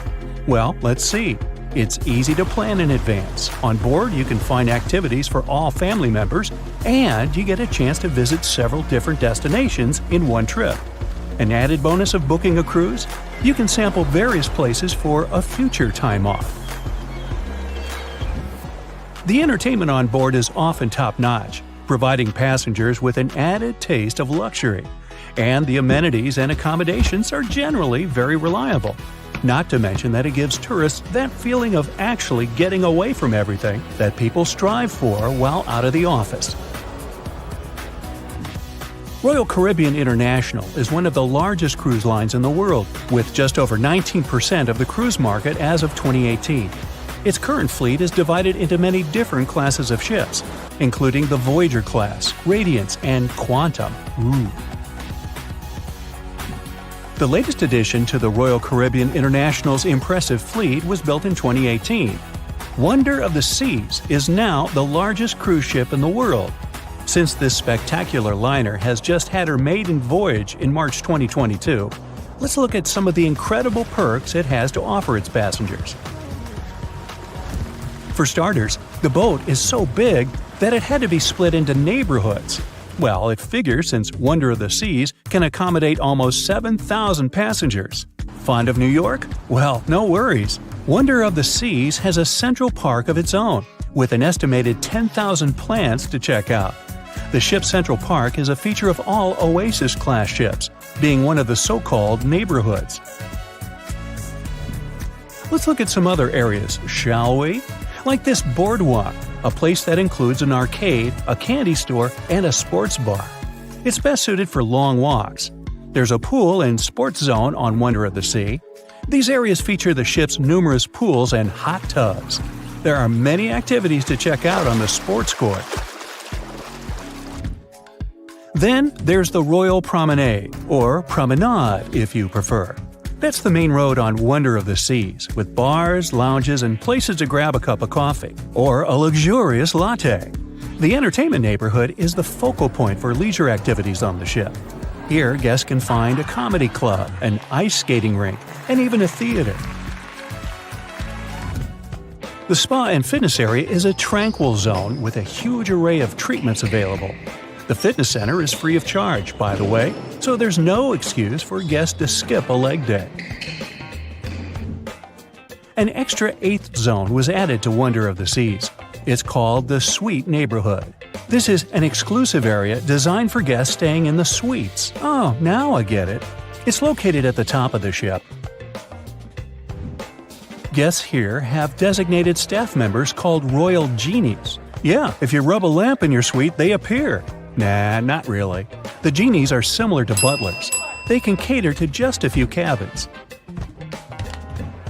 Of course, the cruise line wants to divert other guests from asking these crew members various questions and taking their time. That's why the genies don't wear name tags in public areas. As for its itinerary, Wonder of the Seas was initially supposed to be homeported in China, but Royal Caribbean decided to move the liner to the United States. In March 2022, the ship started its journey with 7-night Eastern and Western Caribbean itineraries. In May 2022, Wonder of the Seas is scheduled for a trip to Europe, with Western Mediterranean cruises from Barcelona and Rome planned for its guests. Passengers will also be able to visit Palma de Mallorca, Spain, and Capri, Italy. When the summer season is over, Wonder of the Seas is scheduled to return to Florida to offer year-round sailing starting November 2022. And by the way, there is no truth to the rumor that a special cruise only for highly allergic and hay fever sufferers will be called the Wonder of the Sneeze. Nope, not at all. Now, it's hard to imagine a ship so massive that can accommodate so many amenities on board. For example, the Titanic was the largest ship of its time, measuring 882 feet in length. And Wonder of the Seas is not only 1,188 feet long, it's also 36% taller and 34% wider. Speaking of lifeboats, which I am about to, Titanic had a mere 20 lifeboats on board, which was tragically not enough to fit all the passengers after the ship hit the iceberg. But Wonder of the Seas has an even smaller number of lifeboats, 18 to be precise. Sounds weird and dangerous? Well, not really, given that each of these lifeboats can accommodate up to 370 people. It means that all the passengers and crew members, an estimated 8,000 people if fully booked, are going to be safe in case of an emergency. If we could somehow have a race between the two ships, well, Titanic was in fact the faster ship out of the two, beating Wonder of the Seas by 1 knot per hour. Cruise ship passengers today are more interested in the experience rather than the speed of the boat itself. That's why how fast a ship can travel is not an extremely important aspect nowadays. In terms of costs, Titanic cost around $7.5 million at the time of its construction. It's the equivalent of about $200 million today. How about Wonder of the Seas? Well, it cost a staggering $1.35 billion to build, making it 6 times more expensive than the Titanic. How about we compare ticket prices? Well, in this case, the least expensive ticket on Titanic was £7. It's about $1,000 today. The cheapest ticket on Wonder of the Seas is currently $423, but prices may vary depending on the location, season, itinerary, and how much you tip your royal genie. And I know you were going to ask, how about icebergs? Well, Titanic steamed in the frigid North Atlantic, where you had to be on the lookout for those. Wonder of the Seas will be cruising the balmy Caribbean, where the worst thing you can hit on is 17 and blackjack. Oops, busted. Anyway, set side by side with its other sisters from the Royal Caribbean Fleet, Wonder of the Seas is equally as impressive. The company's earliest ships could host about 2,500 people. This included passengers and the staff. Such ships were Splendor of the Seas, Legend of the Seas, and the smallest of them all, Thumbelina of the Seas. No, wait, that should be Empress of the Seas. Oops, my bad. The largest ships in the company's fleet can now house about 9,000 people altogether. That's almost 3 times the size and capacity of the earlier liners. Wonder of the Seas is one of them, as well as Harmony of the Seas and Symphony of the Seas. Are you seeing a pattern here? Yep, if you ever encounter a ship with Of the Seas in its name, it's safe to assume it belongs to Royal Caribbean. But if it's a can of tuna, it might actually be Chicken of the Sea. Hey, I like tuna. Now, choosing between cruise ships based on their size is like wondering if you should visit your local museum or the Louvre in Paris. It all depends on your preferences. Some families prefer small settings. Others are fan of large spaces that can provide everything they need. Historically, it's equally as exciting how far we've come in terms of maritime transportation. The SS Royal William, for example, was the first boat to ever make a transatlantic voyage almost entirely steam-powered in 1833. And it was a mere 160 feet long and could house roughly 155 passengers. And if the seas were calm, then they were housed less roughly. Similarly, the first modern megaship in the world was the MS Sovereign of the Seas. Launched in 1987, it was only 888 feet long and could carry a little under 3,000 passengers. Size and capacity are not the single improvements added to newer cruise ships out there. Recent technological developments in artificial intelligence and facial recognition have allowed cruise operators to ensure faster, smoother boarding for passengers. If, in the past, it took from 60 to 90 minutes for all passengers to board a ship, nowadays, cruise ship operators manage to get people comfortably settled in less than 15 minutes. Now, I'm sure you're already eager to book a ticket, but let's look into some of the more interesting activities you can try on board Wonder of the Seas. This way, you'll know what you're getting yourself into. All Royal Caribbean ships have loads of artworks available for their guests to enjoy. But Wonder of the Seas goes above and beyond, even featuring statues of astronauts in key locations around the ship. You'll find the first astronaut looking through the glass at the promenade, while a second one is busy rock climbing at the boardwalk. The third and last astronaut is more of a movie fan. This statue can be found near the movie screen sitting area. Going astronaut sightseeing is proving to be quite the experience among guests. In the areas with no access to sunlight, Wonder of the Seas features virtual balconies. In case of bad weather, guests can still have a feeling of the outdoors, but without having to hide from wind or rain. Teenagers have a place of their own reserved on the ship. There's a special club with a private hot tub, selfie area, games, and comfortable seating. The inside part of this club features a vending machine, an interesting collection of literature, and tables for foosball. Well, sign me up. April 1912 marked one of the most terrible tragedies in the history of the world. The most unsinkable vessel, the pinnacle of engineering at that time, the huge Titanic, sank. On that dark, moonless night, the ship had many chances to save its passengers. There was another ship just a few miles away that could have saved the Titanic, but it didn't. It wasn't a phantom ship, and it's not some legend or a theory. This is a documented reality. There are records and witnesses' statements confirming this. But why didn't this ship help? Let's find out what happened that night by looking at these events from 3 different points of view. Let's start with the Titanic version. 11:30 p.m. The moon hides behind black clouds. Visibility is bad. Everything is calm on the Titanic. Under the captain's guidance, the communications operator stays in touch with the mainland through the radio. At this moment, some stranger breaks into the frequency, interrupting the operator's communication. It's unclear what this strange man wants and what he's talking about. The operator doesn't try to figure it out. He shouts at the guy, demanding him to disconnect. The connection is interrupted. At 11:40 p.m., the Titanic crashes into an iceberg. The ice breaks the hull. Water begins to flood the lower decks. Nobody is panicking yet. 20 minutes later, at midnight, the ship's crew sends a distress signal through the radio frequency. Few people understand how bad the situation really is. After 20 minutes, at 12:20 a.m., they start lowering lifeboats with passengers. At 12:25 a.m., they receive a response to the distress signal. This is RMS Carpathia. Their captain reports they're already sailing at maximum speed towards the Titanic. But the problem is that the crash site is 58 miles away.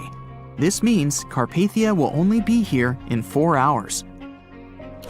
At 12:45 a.m., the sinking ship's crew release rockets into the air. These flares are one of the main reasons for the terrible fate of many passengers, but more on that later. 90 minutes later, the Titanic's deck breaks and the ship dives underwater. At 4:10 a.m., the Carpathia finally arrives at the shipwreck location. The crew members make heroic efforts to save all the people. They take 705 survivors on board. At this moment, another ship appears. It's SS Californian. The Carpathia sails towards the New York coast with all the people. The Californian floats in search of passengers and finds nothing but wreckage. The ship was only a few miles away while the Titanic sank into the icy water. The Californian could have saved these people, but did nothing. Its captain, Stanley Lord, made one of the most terrible acts that a sailor can allow. He didn't help a sinking ship. When the world found out about all this, they detested Captain Lord.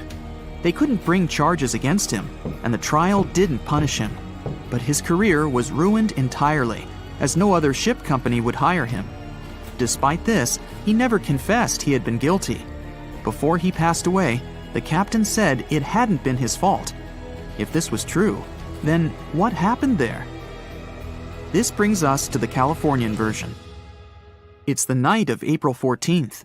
The Californian is sailing in the cold waters of the North Atlantic. The ship gets into a section with a lot of icebergs.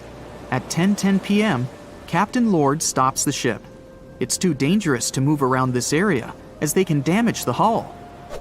At 11 p.m., the ship starts drifting. It's impossible to move in such conditions with such poor visibility. The captain knows that the Titanic is coming here, so he orders the radio operator to warn the ship about the danger. Radio operator Evans turns on the receiver and tries to contact the Titanic. He spends about 30 minutes on it. The connection is finally established. At this moment, the Titanic radio operator is speaking with the mainland. Evans interrupts this conversation and tries to warn the ship about icebergs. The operator doesn't understand Evans' words. He's annoyed because Evans broke into the channel so brazenly. He shouts at Evans and cuts the connection. Tired, Evans turns off the receiver and informs his superiors about the incident. It's still a mystery how the captain reacted to this news. He probably thought the Titanic knew about the danger. He lets Evans go to bed. If Evans hadn't turned off the radio and waited 1 hour, he would have heard a distress signal from the Titanic. But you shouldn't blame him. At this point, he has no official reason to stay at the transmitter. Evans is too exhausted and can't fight drowsiness. So, Evans goes to bed. The Titanic begins to sink. Its captain sends a distress signal. The operator on board the Carpathia catches it, but the Californian doesn't, since the receiver is turned off. Captain Lord can't sleep. He feels that something is wrong. Meanwhile, the Titanic is rapidly sinking under the water. The captain gives the order to launch rockets into the air. And here is where one of the critical mistakes takes place. They release warning lights, but they are not red. The crew forgot to take red rockets on board for some reason, so they lit up the sky with a bright white light. If you need to send a distress signal, you need to release red lights. Captain Lord sees these lights, but doesn't perceive them as a cry for help. It can't be that there are no standard red rockets on such a massive ship as the Titanic. But, unfortunately, it can. Captain Lord thinks the Titanic is sailing away. Perhaps there is some unknown reason behind those white lights, but he doesn't really know. So, Captain Lord has no idea that the Titanic is sinking. He still decides to contact the ship, but this time, not through radio communication. Captain Lord doesn't wake up the radio operator and sends a signal to the Titanic through a signal lamp. It's important to understand that many old-school captains didn't take radio communication seriously. They didn't understand the value of this technology. That's why Captain Lord doesn't wake up Evans. He sends light signals, but the Titanic doesn't respond. Many survivors later mentioned seeing the flashing lights of the Californian, but there was nothing they could have done.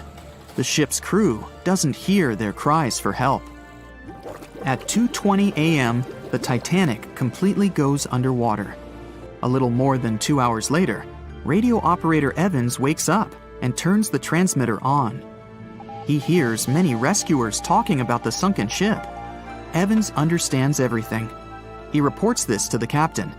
At that moment, the Californian immediately heads to the wreck site. They meet Carpathia there. With the survivors on board, it sails towards New York. The Californian stays sailing and looking for people. They find nothing but wreckage. The Californian returns to the mainland. The news about the ship that could have saved the Titanic is spreading all over the country. The trial begins. Captain Stanley Lord and the crew tell their version. They say their ship had been standing still. Many people don't believe them, and some of the surviving passengers claim to have seen the Californian sailing by. Still, the judge declares them innocent. 1962. Captain Stanley Lord is a very old man. He calls a notary to confess something. The captain makes his last remark about this case. He swears he's not guilty.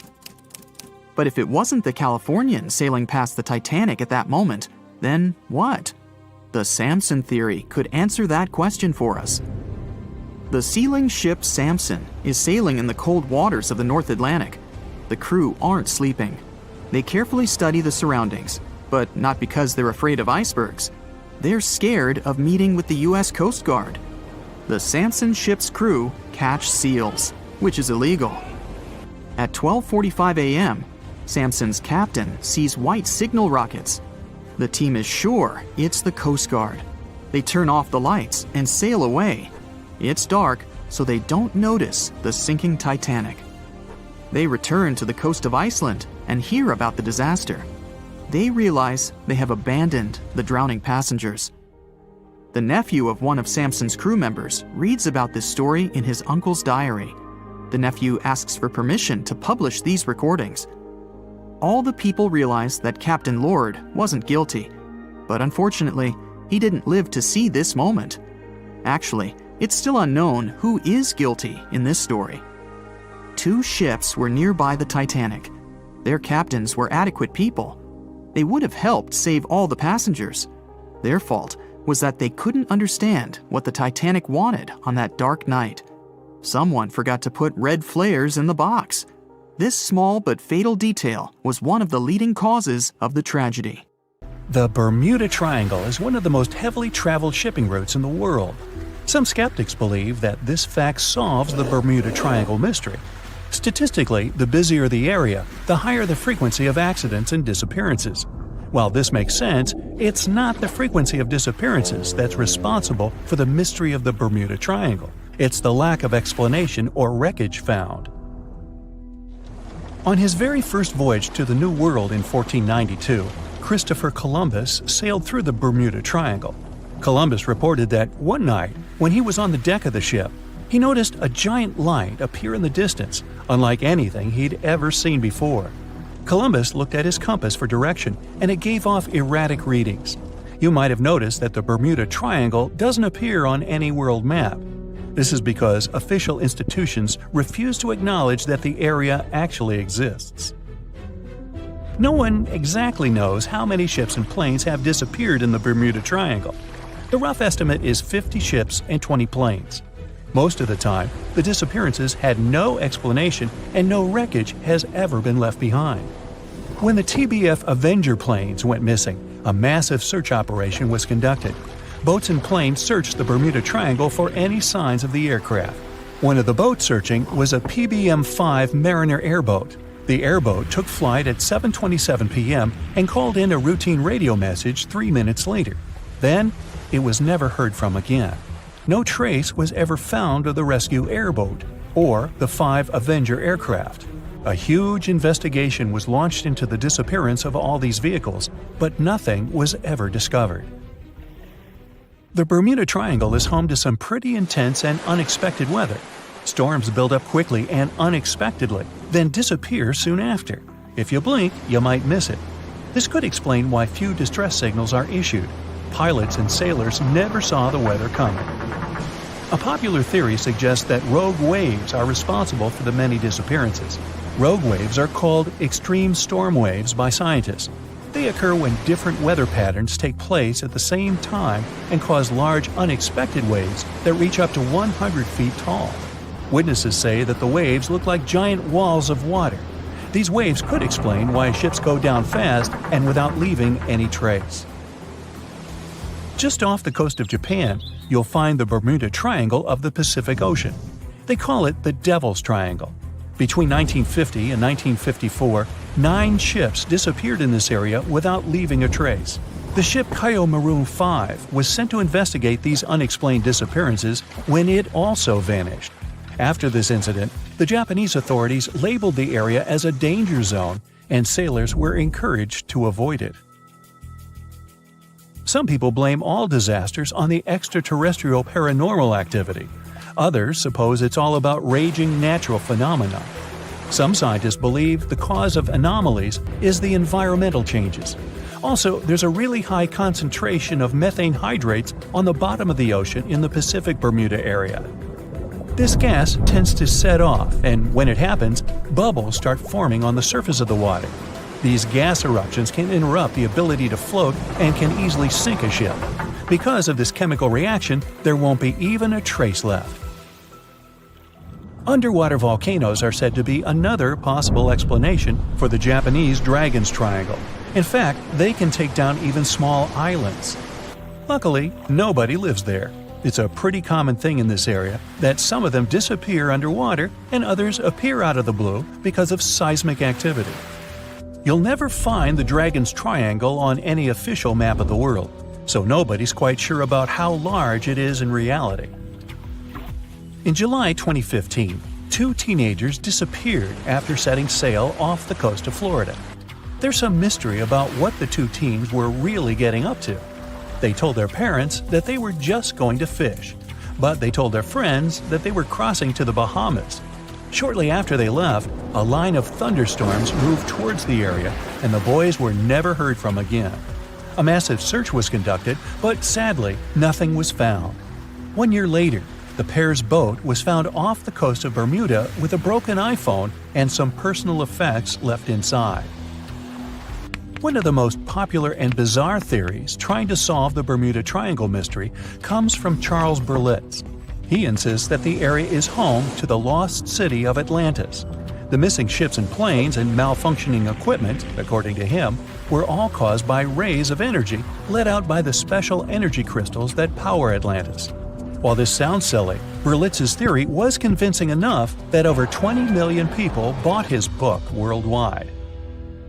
Previously, the compass wouldn't work well in the Bermuda Triangle since the lines of the 2 poles coincided here, true north and magnetic north. But if you fall into this line, your compass will behave strangely. But the magnetic north is constantly shifting, and now it's far beyond the triangle. No legend says pirates of the last centuries operate in the Bermuda Triangle, or that the Flying Dutchman makes other ships disappear. A popular theory is that ships travel to the distant past or future through a time portal in the Bermuda Triangle. Fortunately, these are all myths. Just imagine hundreds of giant tentacles reaching out to a group of ships sailing through the Bermuda Triangle. In the past centuries, they could easily sink an entire fleet, since the ships were made of wood and were lighter. Squids wrapped decks with their strong tentacles, made holes in the ship's hulls with their sharp beaks. Toothy suction cups could break the masts and tear the sails. The water was filling the holds and slowly rising to the deck. The ship sank in a matter of minutes. Survivors reached the shore and told everyone about huge monsters. This is how the legends of the Kraken appeared. Fortunately, now people have sonars and equipment for monitoring the sea space. They say the main reason why this place is so enigmatic must be the magnetic fields that form this ominous triangle. Ocean floor is made of rocks containing a lot of magnetite. It's more like iron. Magnetic fields react to the high concentration of magnetite on the ocean floor, which may start a sort of conflict between the two. It can often lead to various weather anomalies and, as a result, navigation issues. And naturally, any changes in the ocean floor or the Earth's magnetic fields influence the Bermuda Triangle a lot. Magnetic fields tend to shift their position, so do tectonic plates and even the continents, even though we never notice it. The skies are usually very clear there, but back in 1883, some people witnessed abnormal things in the area. Some claim to have seen large blocks of ice falling from the skies, and the crew even managed to save one as hard proof. Seems like the Bermuda Triangle has an alternate not only on Earth, but even in space. Spacecraft usually don't disappear into thin air though, like there's no air. This anomalous area is really large and stretches right above the South Atlantic. It occupies the area from Chile to Zimbabwe and sits right at the point where Van Allen radiation belts are the closest to the surface of our planet. The Earth has 2 such belts, which come in handy trapping the particles that shoot in from the sun. They do a great job protecting the Earth from radiation. The magnetic field there is lower, so it allows the Earth's radiation belt to come closer to the surface. Whenever a satellite passes by, it will be exposed to radiation, which might lead to serious damage. So, no satellite can take pictures of it. The South Atlantic anomaly is part of the Earth where natural radiation just flows out of control. Still, there is little evidence that all these triangles are really dangerous. Many believe the Bermuda Triangle itself has been proven time and again to be nothing but a work of fiction. In fact, some shipwrecks, such as the Ellen Austin, gained popularity in the middle of the 20th century, while nobody even thought of drawing a triangle in the Bermuda area before that. The mystery was popularized by science fiction writers and became a common myth, while no serious research proved it any more dangerous than other parts of the world's ocean. So, the crew of the Ellen Austin back in 1881 weren't even aware of the Bermuda Triangle back then, let alone afraid of it. What do you think?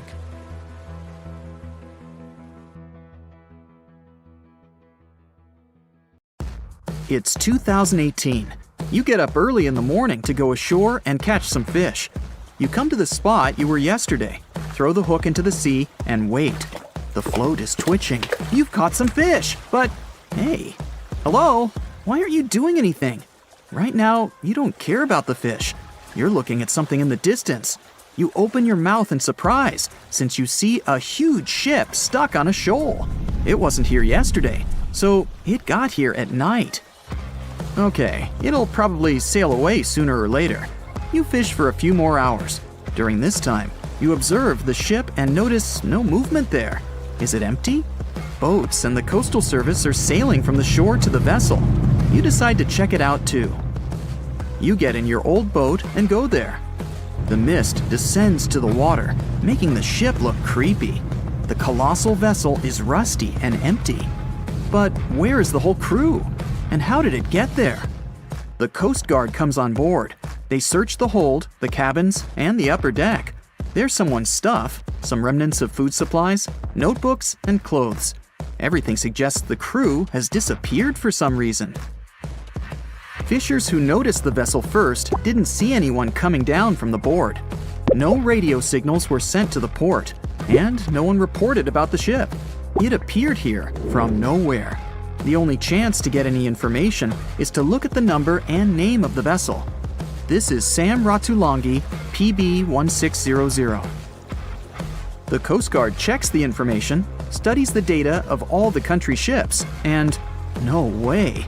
One company built the boat in 2001 in Indonesia. People used it to transport heavy loads across the seas around Asia. The ship had been properly operating for 8 years. People were delivering industrial goods to different points in the region, but something went wrong. In 2009, Sam Ratulangi was sailing near the coast of Taiwan, and that's it. There were no further records about it. There were no reports in any port. Everyone thought it must have drowned, so no one had been looking for it for years. And then, 9 years later, it appears here, big and rusty, off the coast of Myanmar, without sailors, without fuel. An investigation starts. City services are trying to find out the names of all the sailors working on the ship and find clues that would lead to solving this mystery. They also hope the ship owner will appear soon. They find 2 tow ropes on board. This means that some other ship towed Sam Ratulangi to this place. Then they identify and find 13 crew members. These people say they wanted to reach the factory in Bangladesh to repair Sam Ratulangi. Another vessel helped tow the ship, but then 2 cables tore off, and a storm began. No one wanted to stay on board during such weather, so the crew members left it. No one knows what the ship has been doing for the last 9 years, and how it was possible without people on board. And here's another, much more mysterious ship story. On February 16, 2020, locals found a large cargo ship stuck on a rocky shore off the coast of an Irish village. The boat looked rusty, with holes in the hull and rotten parts. People hadn't seen this vessel the day before, so it appeared there at night. The last time people saw the Alta cargo ship was a few months earlier, thousands of miles off the coast of Ireland. That day, the Alta was sailing in the waters of the Atlantic Ocean. Another ship, the MS Protector, noticed it. MS Protector crew members tried to contact the ship, but received no response. The people on board realized that they were facing an empty vessel. And then, 5 months later, it appeared near the coast of Ireland. There are more questions than answers in this story, but we managed to find something out. In 2015, the Alta appeared and disappeared from the radar several times. Any ship has an internal tracking system, so people can track its route using satellites. But Alta crew members often disabled this system. Perhaps they were engaged in some illegal activity. Anyway, in 2017, the ship often sailed between the ports of Greek islands. Then, the tracking signal disappeared and appeared only 10 months later, off the coast of North Africa. During this time, the ship changed several flags. In September 2018, the Alta was southeast of Bermuda and headed for Haiti. Then, the crew started facing problems. First, the main engine failed right in the middle of the Atlantic Ocean. The ship began to drift. Several days passed, but the crew members weren't able to repair it. They began to run out of food and water supplies. The situation got even worse when they found out that a hurricane was approaching the place. Fortunately, they managed to contact the U.S. Coast Guard. A helicopter flew to the Alta on October 2nd to bring them some supplies. There was enough food for several days. Then, a rescue boat sailed to the ship. It evacuated all the sailors and delivered them to Puerto Rico before the hurricane. The Alta had to drift alone in the ocean. After a while, another ship approached the Alta to tow it to the shores of Guyana. But at this moment, everything went wrong. Someone stole the boat, disabled the tracking system, and sailed away in an unknown direction. After almost a year, the MS Protector found the empty Alta in the waters of the Atlantic Ocean. And then, 9 months later, the ship without a crew sailed to the shores of Ireland. How did it manage to travel across the Atlantic and get to the coast of Ireland? It's still a mystery. Maybe it was just luck. No one else saw the ship all this time. It was just covering huge distances, surviving storms. Who's the captain? What happened to the thieves? Who owns the ship now? One day, someone called the village administration and introduced themselves as the vessel owner. But that unknown person didn't provide any evidence. They found several barrels of oil on the ship, which they took away by helicopter. The Alta was rusting. Corrosion of metal could damage the environment. The vessel had no commercial value, yet it would have taken millions to get rid of it. There were 3 options for what to do: leave the ship where it was, tow it into the sea and let it sink, or disassemble it for scrap. But nature had its own plans. Storms and strong waves split the hull into 2 parts. The Alta was drifting without a crew in the waters of the Atlantic Ocean for about 2 years. But this is nothing compared to a ship that was traveling for 38 years.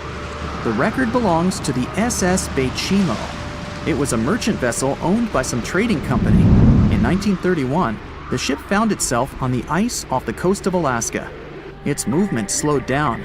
A thick layer of ice blocked the ship, and a strong storm only made the situation worse. The blizzard was so intense that the crew members couldn't see anything but a white veil in front of their eyes. Sailing any further was impossible. The team had to wait for the storm to end. They waited for a day, 2, 3 days. A week had passed, but the snowstorm was only getting stronger. Then, one day, it grew weaker. The crew members split into 2 teams. The first team went to the nearest city. The second group, along with the captain, stayed on board. They set up camp next to the ship and waited for the blizzard, which had started again, to end. There was 0 visibility. And finally, one day, the storm was over. Great! And now, wait a minute. But where's the ship? The SS Baychimo just disappeared during the blizzard. The captain was sure that the ship had sunk, so he left along with the crew. Then, a week later, they saw the vessel drifting near the area where they had lost it. The hull was damaged so severely that it was unsafe to sail on it. Repairing the ship would be pointless and expensive. so the captain decided to abandon it. He was sure that it would go underwater sooner or later, but it stayed afloat for the next few days, the next few months, and a few years. People had reported seeing it at various points along the coast of Alaska for 38 years. The last record of the SS Baychimo is dated 1969. Those who saw it claimed the ship was completely frozen, almost merged with the ice. Some people planned to start an expedition to find the ship, but all attempts were unsuccessful. The vessel is probably lying somewhere on the deep sea floor. It has recently become a popular location for many tourists looking for the perfect place to get away from it all. If you're lucky enough to catch a sunny day here, it's like no other, I can assure you. Chances are, you'll end up having loads of foggy days, but let's be honest, they have a special allure of their own. This enchanting smile-shaped island is called Sable Island. It's located 190 miles from mainland Nova Scotia. It wasn't accessible to the general public until 2013. That's when it was added to the list of national parks of Canada. You can get here either by plane or by water. But what's so enchanting about this place anyway? There must be something since the yearly tourist count is growing every year. Firstly, there's a spectacular number of wild horses here. There are between 200 and 500 horses roaming free all over the island. There's also a large population of gray seals. The place is also the only breeding location of a rare bird species called the Ipswich sparrow. If you're already considering a trip here, there are some things you need to know first. Remember that fog I mentioned earlier? Well, it turns out that Sable Island is the foggiest place in the Canadian Maritimes. I'm talking about approximately 127 foggy days each year. During such days, Sable Island literally disappears underneath a thick layer of fog. You won't be able to explore the place on your own either. The local regulations state that visitors need to travel within a group, and they also need to keep a 197-foot distance from the wildlife they can encounter here. As charming as this place may be, it holds a dark secret hidden beneath the sandy dunes, and it has nothing to do with beautiful creatures living here or the island's unique vegetation. Apart from being known from its horses and seals, Sable Island is infamous for an overwhelming number of shipwrecks. Over the years, about 350 ships have ended their lives here, on these sandbars. When survivors described their experiences, they usually mentioned harsh weather conditions near this mysterious island. The island also made its way into literature when it was described in a book called The Perfect Storm, which was written by Sebastian Junger and published in 1997. The book was so successful that it was later adapted for the big screen in 2000, with George Clooney playing the leading role. The first recorded shipwreck near Sable Island dates back to 1583. The boat was named the HMS Delight and was under the command of British adventurer and explorer Sir Humphrey Gilbert. Only 17 people managed to survive the catastrophe by escaping in a small boat. Records mention that they spent 7 days at sea before reaching the shores of Newfoundland. In 1884, another vessel named the Nicosia struggled in the thick fog as well. The ship was completely destroyed, but fortunately, all 18 crew members managed to survive. The captain's son was almost lost at sea when a lifeboat capsized when he was climbing into it. He somehow managed to stay underneath the lifeboat, which was completely submerged. When this lifeboat righted, he eventually emerged from the water and was rescued for the second time. The years between 1947 and 1999 were relatively quiet on the island. In 1999, though, a yacht called the Merrimack ran aground near the shore of the island at about 2 a.m. on July 27th. The 40-foot fiberglass boat had a crew of only 3 people. Natural gas exploration workers, who were luckily not far away, rescued them. The crew managed to fly safely to Halifax the next day. The owner of the Merrimack tried to recover his boat by hiring local fishermen. Unfortunately, this operation was unsuccessful, since only the fittings of the yacht were eventually saved. It took no more than 6 weeks for the sand and waves to crush and completely break up the hull of the Merrimack. So what is it about this place that's so dangerous for boats? Does it have anything to do with the weather? Or maybe there's other forces at play? The explanation turns out to be a bit more complex, and it wasn't easy to figure out, at least not way back in the 1500s. First of all, the island is located close to one of the world's richest fishing grounds. Since it's also near one of the major shipping routes between Europe and North America, hundreds of vessels sail past it each year. The likelihood of shipwreck increases when there are so many boats roaming around the area. Sable Island is also in the way of most of the storms that move up the Atlantic coast of North America. It's no surprise that boats often get hurtled straight onto the shores of this island. The weather has a lot to do with it too. During the summer season, the warm air from the Gulf Stream creates a dense fog as it merges with the cool air by the Labrador Current that passes by the island. Other currents don't help the matter. Sable Island is next to the meeting point of three major ocean currents: the Gulf Stream, the Labrador Current, and the Belle Isle Current. Since the 1950s, radars and other modern navigation tools have been used on commercial vessels as well. Up until then, the sextant was the main instrument used to figure out a ship's location. It doesn't mean that sextants weren't accurate, but this instrument couldn't work properly without a clear view of the sun or stars, which means it didn't help much in dense fog, such as the one surrounding Sable Island, or when it was cloudy. Often during bad weather, the captain of a ship navigated, relying on their experiences and intuition based on the ship's speed and direction. That's why most of the survivors in shipwrecks near Sable Island said that the captain had simply miscalculated the ship's position, crashing into Sable Island by accident. This dusty, sandy land is as unfriendly to ships as it is to trees. There's reportedly a single tree on the whole island, and it looks a lot more like a bush. It's actually a pine tree.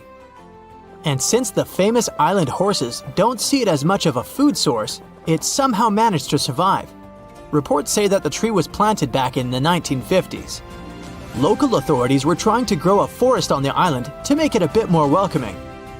They've planted tens of thousands of trees over the years, more than 69,000 evergreens, 600 fruit trees, and about 55 pounds of pine seeds, along with other plants which could survive the conditions on the island. But they were no match for the extreme weather and sandy soil. Out of all those plants, just one pine tree is still alive. Thanks to its resistance, it has even become a symbol of Sable Island. Interestingly, for around 40 years, the island also had just one inhabitant. Can you imagine that? One person living on a remote island for so many decades? It's the story of a woman called Zoe Lucas. She chose to surround herself with the only residents on the island: the horses, the gray seals, and the many species of birds. An esteemed naturalist, she mentioned in an interview she gave back in 2017 that she was used to living on the island and that she never got lonely. To survive here, she had to put together an essentials kit. It included a notebook to take notes and a pair of binoculars to study the wildlife. You can safely assume she wasn't scared of the intimidating surroundings, since she decided to eventually call this place home. At first, Zoe wanted to set up camp on one end of the island, near some abandoned buildings. But eventually, she settled in a wooden house near a bunch of sand dunes. A Canadian institution called the Meteorological Service of Canada put together the simple construction back in the 1940s. Parks Canada operates the building these days. Zoe's work included gathering as much data on the local horse population as possible. It could help scientists better understand how they managed to adapt to the unfriendly environment. She also helped gather the debris that made it to the shore to help track pollution levels. Among all the rubbish that she collected, there was a refrigerator and a crate full of fresh peppers. Some other specialists eventually started working rotating shifts on Sable Island to offer the brave woman a little bit of company now and then. In 1945, 5 TBF Avenger aircraft took flight for a routine training exercise around the Bermuda Triangle. In the middle of the exercise, the planes were struck by intense rain and heavy winds, despite the clear weather forecast. The pilots became extremely disoriented and radioed the base to report that their navigational equipment had stopped working. The last thing the base heard was, "When the first plane drops below 10 gallons, we'll all go down together," and then static. The 5 planes and their 14 crew members were never seen or heard from again. On his very first voyage to the New World in 1492, Christopher Columbus sailed through the Bermuda Triangle. Columbus reported that one night when he was on the deck of the ship, he noticed a giant light appear in the distance, unlike anything he had ever seen before. Columbus looked at his compass for direction, and it gave off erratic readings. You might have noticed that the Bermuda Triangle doesn't appear on any world map. This is because official institutions refuse to acknowledge that the area actually exists.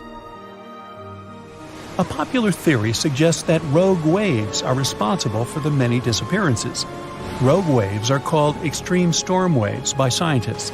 They occur when different weather patterns take place at the same time and cause large unexpected waves. Witnesses say that the waves look like giant walls of water. These waves could explain why ships go down fast and without leaving any trace. The Bermuda Triangle is home to some pretty intense and unexpected weather. Storms build up quickly and unexpectedly, then disappear soon after. If you blink, you might miss it. This could explain why few distress signals are issued.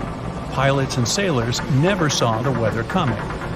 No one knows exactly how many ships and planes have disappeared in the Bermuda Triangle. The rough estimate is 50 ships and 20 planes. Most of the time, the disappearances had no explanation and no wreckage has ever been left behind. Another bizarre theory trying to solve the Bermuda Triangle mystery comes from Charlie Berlitz. He insists that the area is home to the lost city of Atlantis. The missing ships and planes and malfunctioning equipment, according to him, were all caused by rays of energy let out by the special energy crystals that power Atlantis. While this sounds silly, Berlitz's theory was convincing enough that over 20 million people bought his book worldwide. In the year 1800, a large sailing vessel called the USS Pickering departed from the U.S. on its way to the West Indies. The ship sailed into the Bermuda Triangle along with its 90-man crew and was never heard from again. The USS Pickering was the first ever confirmed ship to vanish in the Bermuda Triangle. It's believed that the ship was taken out by a storm, but because no wreckage was ever found, we'll never know for sure. When the TBF Avenger planes went missing, a massive search operation was conducted. Boats and planes searched the Bermuda Triangle for any signs of the aircraft. One of the boats searching was a PBM-5 Mariner airboat. The airboat took flight at 7:27 p.m. and called in a routine radio message 3 minutes later. Then, it was never heard from again. No trace was ever found of the rescue airboat or the 5 Avenger aircraft. An enormous investigation was launched into the disappearance of all these vehicles, but nothing was ever discovered. This particular area of the ocean is one of the most heavily traveled shipping routes in the world. Some skeptics believe that this fact solves the mystery. Statistically, the busier the area, the higher the frequency of accidents and disappearances. While this makes sense, it's not the frequency of disappearances that's responsible for the mystery of the Bermuda Triangle. It's the lack of explanation or wreckage found. On the ocean floor, decomposing organisms let off large concentrations of methane gas that gets trapped under the water. This gas can build up until, boom, it ruptures. The gas surges up to the surface and erupts. If a ship was in the area of one of these ruptures, the water would become much less dense and cause the ship to sink rapidly and without warning. Scientists believe this could be the cause of the many disappearances in the Bermuda Triangle. While this theory makes a lot of sense, it doesn't seem too likely. The U.S. Geological Survey has stated that no large releases of gas are believed to have occurred in this area for the past 15,000 years. The ocean floor is made of rocks containing a lot of magnetite. It's more like iron. Magnetic fields react to high concentrations of magnetite on the ocean floor, which may start a sort of conflict between the two. It can often lead to various weather anomalies and, as a result, navigation issues. And, naturally, any changes in the ocean floor or the Earth's magnetic fields influence the Bermuda Triangle a lot. Since the magnetic field is constantly moving, it might be also taking the Bermuda Triangle with it. Now that people know where the triangle is, it's easy to avoid it. It supposedly moves eastward together with the magnetic poles, but scientists still can't answer where exactly it will be in a couple of years. Some people blame all the disasters on the extraterrestrial paranormal activity.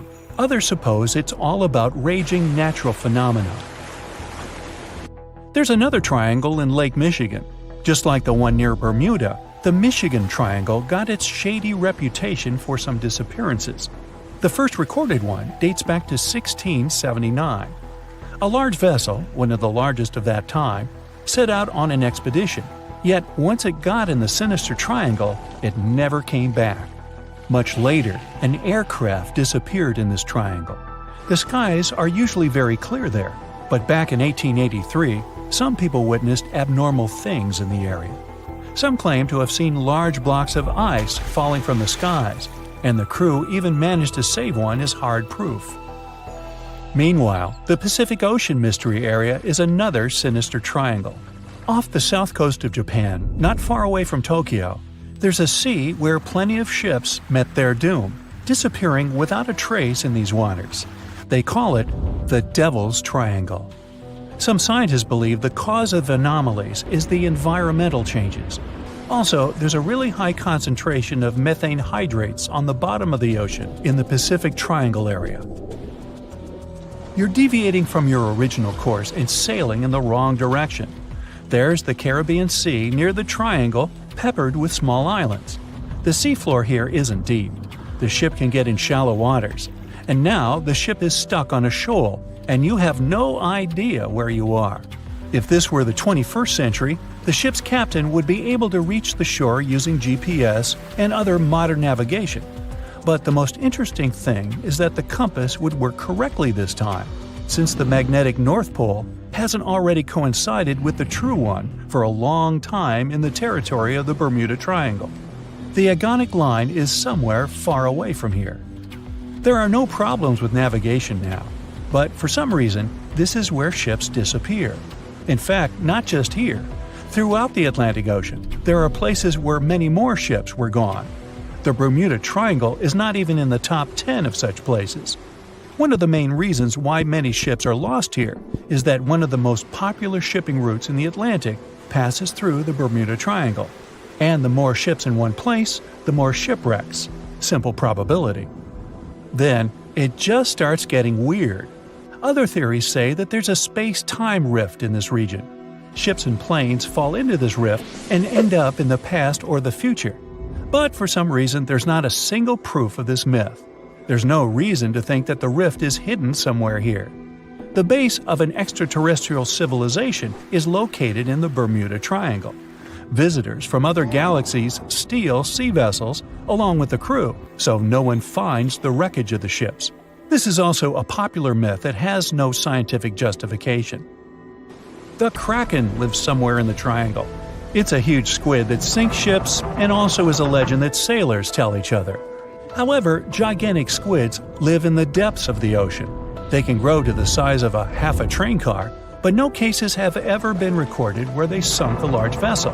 And in the area of the Bermuda Triangle, they have never ever been seen. People in the past didn't know about the existence of these creatures, so when they saw them for the first time, they described them as huge, terrible monsters. Giant squids are some of the most elusive creatures on Earth, and scientists had to use sonar equipment to find them. They don't like to leave the dark depths and are likely to be afraid of the sound of any ship. So, that should squash the squid as a suspect. Thick fog is rising over the ocean as the sun is slowly sinking towards the horizon. It's hard to see further away than a few dozen feet, but that's enough to notice a hulking, skeletal shape in the distance. As your ship approaches the figure, your heart beats faster, and then you make out the details of another vessel, abandoned by the looks of it. Ghost ships do exist, and their mysteries aren't always solved. Take MV Joyita, for example. It was a wooden vessel built in 1931 as a luxury yacht. It had served well to various people over 20 years before it was bought by a Samoan sailor and became a merchant ship. In 1955, though, Joyita's service came to an abrupt and mysterious end. On October 3rd, it set sail for another trading voyage that should have taken no more than 48 hours. Delays happen in the sea, so when Joyita didn't arrive on October 5th as scheduled, there was little worry yet. But then it failed to come on the following day too. There was no distress signal or any other sign of Joyita's presence anywhere between its departure and arrival points. A search and rescue party was dispatched to find the ship, and for 6 days, they were scouting the area of nearly 100,000 square miles. On October 12th, the mission returned to the base empty-handed. Joyita vanished without a trace. It was only a month later that another merchant ship, Tuvalu, noticed the missing vessel far away from its route, drifting in the open sea and listing heavily. The sailors boarded the ship and found that all of its crew and passengers, 25 people total, were missing, along with all the cargo the vessel had been carrying. The radio was tuned to the International Distress Channel, meaning that the crew had been trying to ask for help, but they couldn't reach anyone because the radio cable had been damaged, limiting the range to 2 miles. The lifeboats were missing as well, indicating that people on board must have left the ship. Unfortunately, they seem to have taken the logbook with them, leaving the rescue team clueless as to what had happened. Even today, the mystery of MV Joyita hasn't been solved yet. No one knows where the crew and passengers had gone and what had caused them to leave. SV Carol A. Deering wasn't a ghost ship in the usual sense of the word. There were no sightings of it in the open sea. Instead, it was found on the shore, but the circumstances of it running aground are a puzzle shrouded in mystery. Carol A. Deering was built in 1919 in Maine, and it was a large vessel made for commercial voyages. Unfortunately, despite its large cost of construction, it had only served for a year before its last trip. July 19, 1920. The ship was traveling from Puerto Rico to Rio de Janeiro via Newport News to deliver a cargo of coal. It was almost halfway to the final destination when the captain fell seriously ill, and the crew turned back to drop him and his son off and replace the captain. The voyage went without incident, but when it came to Barbados in December to resupply, there were strange moods among the crew. The first mate didn't seem to be happy with the new captain. No one paid much attention to it back then, when they probably should have. The last sighting of Carol A. Deering at sea was on January 28, 1921, when a lightship noticed it off the coast of North Carolina. There was some commotion on the quarterdeck of the ship, where the crew were normally not allowed. Then, another vessel sighted it, but there was already no one on the decks. On January 31st, the merchant ship was found hard aground in the Diamond Shoals, a site notorious for numerous shipwrecks that had been occupying there for centuries. When the search and rescue party boarded the ship, they found it abandoned, the log and personal belongings of the crew gone, along with the 2 lifeboats. There is still no answer to what happened on board of Carol A. Deering that January, although the most popular version was mutiny. Maybe we'll never find out the truth though. SS Baychimo is perhaps one of the most notable ghost ships in history. This large cargo steamer was built in 1914 in Sweden and plodded its way dutifully over 16 years, trading provisions for pelts with native tribes of Alaska and Canada. But then, on October 1st, 1931, Baychimo got caught in pack ice. At first, it seemed the crew would be able to wait it out and continue on their route because the ship broke free in a couple of days. But in less than a week, it became caught again, this time for good. In another week, a rescue party was sent to fetch 22 of the Baychimo's crew, while another 15 remained behind to wait through the winter if necessary and get the ship back. But a month later, after a powerful blizzard struck their camp, the sailors went out of their shelters only to find the ship gone. Luckily, a few days later, a native hunter told them Baychimo hadn't been lost yet. He'd seen it about 45 miles from where they had been stationed. They managed to track it down, but decided the ship wouldn't survive the winter. So they took the most valuable cargo from its hold and abandoned it. They were wrong though. SS Baychimo did survive that winter, and many more that followed. When the ice broke, it sailed away on its own, drifting listlessly along the shores of Canada and Alaska. There were numerous sightings of the ghost ship, sometimes adrift in the open sea, and at other times stuck in the pack ice again. People attempted to board and salvage it, but weather conditions or lack of equipment always prevented them. SS Baychimo was last sighted by native Alaskans in 1969, 38 years after its abandonment. What became of it later remains unknown. The story of SS Orang Medan is one of the most puzzling and harrowing ghost ship stories of the 20th century. No one even knows for sure if the ship even existed in the first place. It wasn't recorded in Lloyd's Shipping, the International Register of Ships, which makes it either a tall tale or a vessel that avoided being officially recognized for some shady reasons. In any case, the accounts as to what happened to the Medan vary. According to most reports, it was carrying some unknown cargo in the Indonesian waters when a distress call was received by another ship in the vicinity. The officer on duty heard an SOS message, but its contents are different depending on the accounts.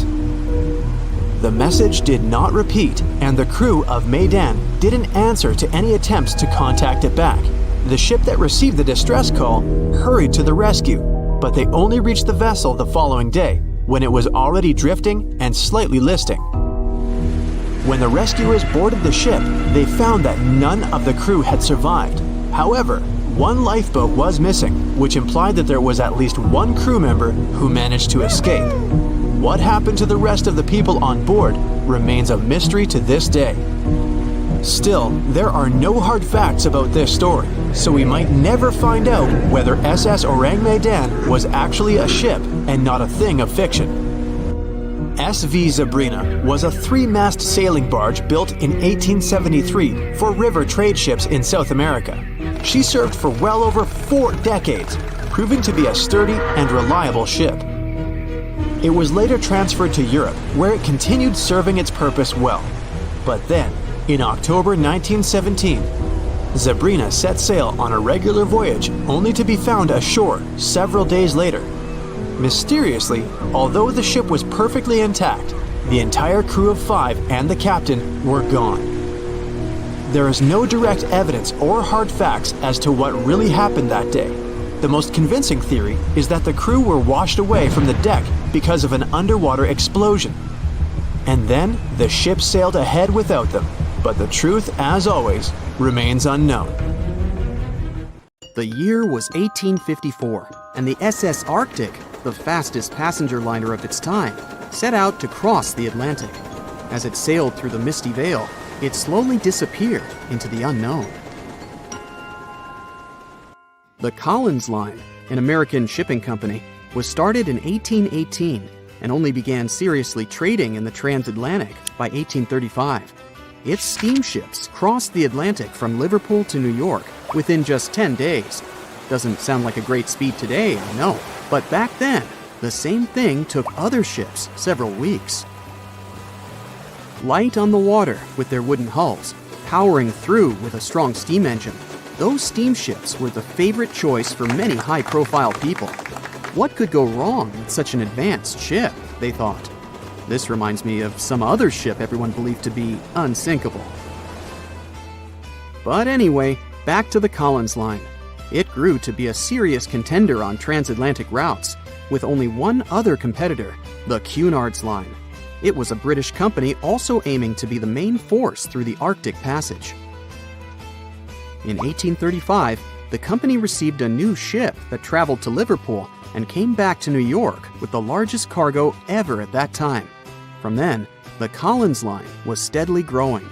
It seemed like there would only be future successes for it. Unfortunately, their lavish ships became costly to run with the amount of coal used. Massive power along with weak wooden hulls meant they needed many repairs after each voyage. So, every trip ended up being expensive. But since the ships were safe and had a great reputation, people were willing to pay the price, and the company was definitely not in crisis. They had achieved something no one had managed to do before them. Like I told you, their ships crossed the Atlantic in a whopping 10 days, and Edward Collins, the owner, was very determined to maintain the pace. Their 5 ships easily outran the Cunard's Line of only 3. With this great praise, it provided more attention. Though the Cunard's ships were slower with their iron hulls, they believed there was still profit, regardless of how slowly they sailed. Among Cullen's ships, the Arctic, the third of them to be launched, was the largest, reaching 284 feet long, with 2 side-lever steam engines, each with 1,000 horsepower. The paddle wheels made 16 revolutions a minute when at full speed. At the time of its launch, the press called it the most stupendous vessel ever constructed in the United States. But glamour and fame couldn't avoid what would come next. On the 27th of September, the Arctic was on its journey from Liverpool to New York, continuing a speed pace through the thick fog. It's possible that by that moment, after 4 years of record-breaking trips, the crew became overconfident with their sailing and the ship. Going only 50 miles from Newfoundland, they carelessly continued through the fog with no radio contact, sonar, or any other form of identifying objects, equipped only with Morse code. A smaller ship, the SS Vesta, which operated as a fishing vessel, often worked around Newfoundland. It was passing through the same path as the Arctic and crashed into its side. Shocked by the collision, the captain of the Arctic offered help to the much smaller Vesta, but it was soon clear that the damage that seemed minor on the Arctic was far worse. Beneath the waterline, a hole was letting water into the hull. The cost of the much faster wooden hull now seemed less valuable. They steered toward land, trying to plug the holes, but they weren't doing so well, and the seawater continued to pour in, filling up higher and pushing the ship down.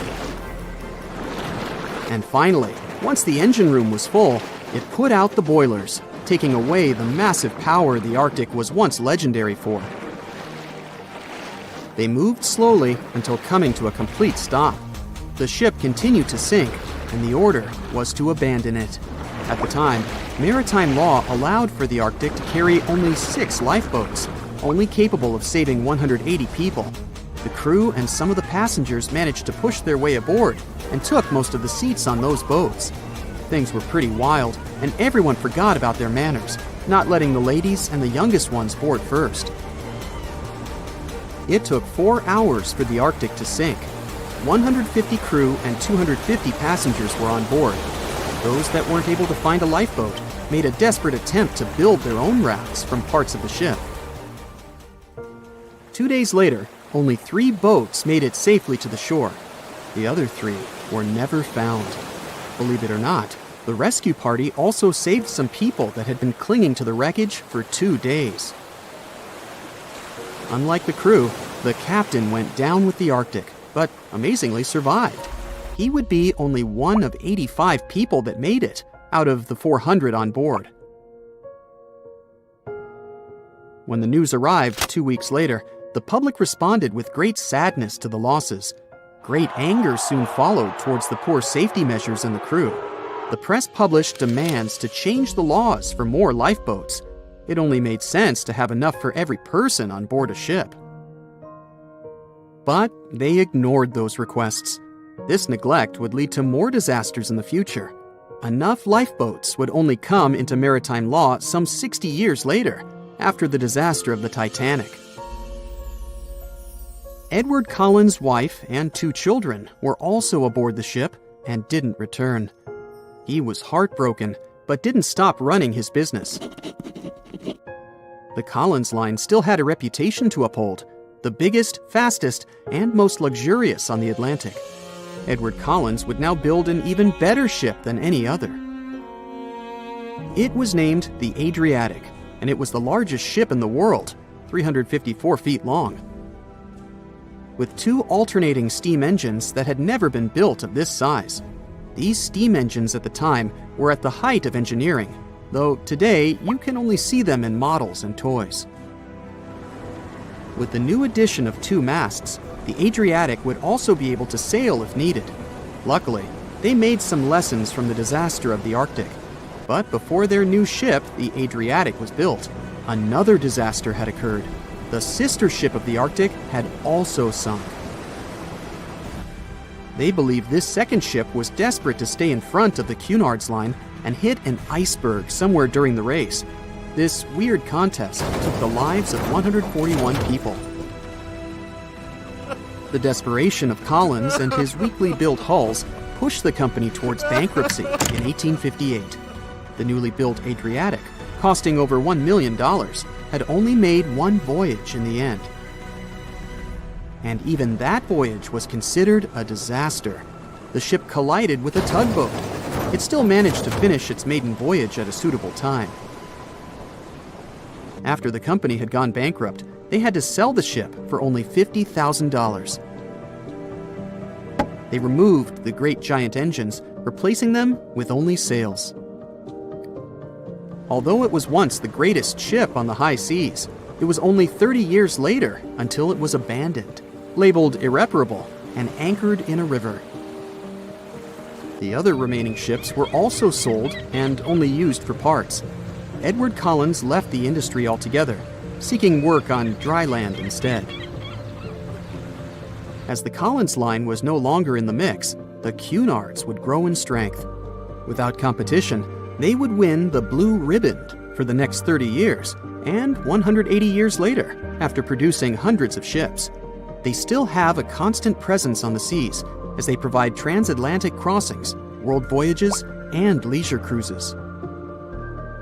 To this day, the Cunard line is the only one to run ships between Europe and America, and it's great proof that it's not always the fastest that's the best. They say nothing is ever lost, and it's true. Let's discover ships frozen in time. The first one is truly fascinating. Here, the Antikythera Shipwreck. It's a Greek trading ship from the 1st century BCE. It's located on the east side of the Greek island of Antikythera and at the merging point of the Aegean and Mediterranean seas. Around 2,000 years later, in 1900, a group of Greek sponge divers discovered the wreck. They were going to Tunisia, yet they were forced to find shelter from a storm on a nearby island. Since they couldn't go anywhere due to the storm, they decided to look for sponges until the weather got calmer. One of the divers discovered the shipwreck at depths of around 130 feet. Imagine someone going for a sponge hunt, but getting out to the surface with archaeological treasures. The captain of the sponge boat talked to the Greek officials about what they had found. The officials sent 2 ships to the wreckage. The salvage operation was successful, and discoveries are now in Greece's National Archaeological Museum in Athens. The findings included 3 life-sized marble horses, jewelry, coins, and hundreds of works of art, including a 7-foot-tall Colossus statue of Hercules. Among these treasures, Antikythera Ephebe, a bronze statue of a young man, caught more attention. Because the ephebe doesn't comply with any familiar iconographic model, and there are no known copies of his type, he held a spherical object in his hand. Scholars have different theories of who that person could be, but they are not in a consensus yet. More than 70 years later, Jacques-Yves Cousteau and his team went to the area and recovered hundreds more artifacts and the remains of 4 people. Interestingly, they discovered a complex set of interlocking gears, capable of predicting the movement of the sun, moon, and several planets. The mechanism can also show the times of solar and lunar eclipses years into the future. Think of this Antikythera mechanism as an early computer calendar, to plan significant events like agricultural activities, religious rituals, and Olympic Games. These artifacts found in the Antikythera wreckage are some of the most important findings in modern archaeology. Just the Antikythera mechanism itself has changed our perception of the limits of ancient technology. The mechanism has a sophisticated design and was made over 1,000 years ago. After all these amazing discoveries, experts believe that the wreckage site has remained largely unexplored and is mostly because of its location and the landscape of the seafloor on which the ship rests. The wreck is too deep for scuba divers but too shallow to use something like a submersible. A survey made on the seafloor in 2012 showed evidence of a second wreck about 800 feet to the south. It's clear that this area has a lot to offer humanity. What would happen if those sponge hunters didn't go to the area? Scientists found a shipwreck in Antarctica at the bottom of the Weddell Sea 107 years after it sank. The name of the ship was Endurance, and it was the lost vessel of Antarctic explorer Sir Ernest Shackleton. Scientists who laid eyes on it decades later say it is among the greatest undiscovered shipwrecks ever. That is why they filmed the whole discovery. The video shows the remains of the Endurance and proves it is still in remarkable condition. It has been sitting in 10,000 feet of water for over a century, yet it looks like it sank very recently. So the story goes like this. The ship was crushed by ice and sank in 1915. Shackleton and his crewmates had to escape by themselves in small lifeboats. From then on, it was all about survival. Shackleton imagined to get his crew to safety. Then, the ship sank. Yes, this is a pretty impressive story. But why did scientists prize this ship? Firstly, Shackleton's Imperial Trans-Antarctic Expedition sailed to make the first land crossing of Antarctica. Yes, the crew was trapped in ice, but the intention was important. Secondly, it's about the challenge itself of finding the shipwreck. The Weddell Sea is almost always covered in thick sea ice. You know, the same ice that made the Endurance sink. Getting near the presumed sinking location is super hard, let alone being able to conduct research. Experts of the modern expedition team foresaw the time when the lowest extent of Antarctic sea ice would come using satellite images. They realized that the weather was in their favor to start an expedition. Dr. John Shears said that they have successfully completed the world's most difficult shipwreck search, fighting against constantly shifting sea ice, blizzards, and temperatures decreasing to negative 0.4 degrees Fahrenheit. Yeesh, I can't imagine the worst conditions in Antarctica if these conditions are in their favor. Lastly, look at this. It's timbers. They're very much intact. Plus, you can read the ship's name. It's still visible. Marine archaeologist Menson Bound says that this is the finest wooden shipwreck he has ever discovered. He has 50 years of career experience, so I believe the guy. So how come the wood is not rotten? Dr. Michelle Taylor, a deep-sea polar biologist, said that there has been little wood deterioration because the wood-munching animals are not in this forest-free region of Antarctica. Workers of a coal mine in East Serbia discovered 3 shipwrecks that had been there for at least 1,300 years. The largest shipwreck is an ancient Roman fleet. It's around 50 feet long with a flat bottom. It's estimated that the ship could carry a crew of 30 to 35 people. Looking at its hull, you can see the marks of repairs. Wow, this one had a lengthy career. You know, it gives us insight into more than 1,000 years ago. The 2 smaller vessels, on the other hand, match descriptions of boats used by Slavic groups to attack the Roman frontier. These 2 have been discovered under mud and clay in an ancient riverbed. Apparently, in those times, there was a Roman base in a place called Viminacium City. Interestingly, Viminacium was a provincial capital with an estimated 40,000 inhabitants in the 4th century CE. For comparison, it was even larger than Pompeii.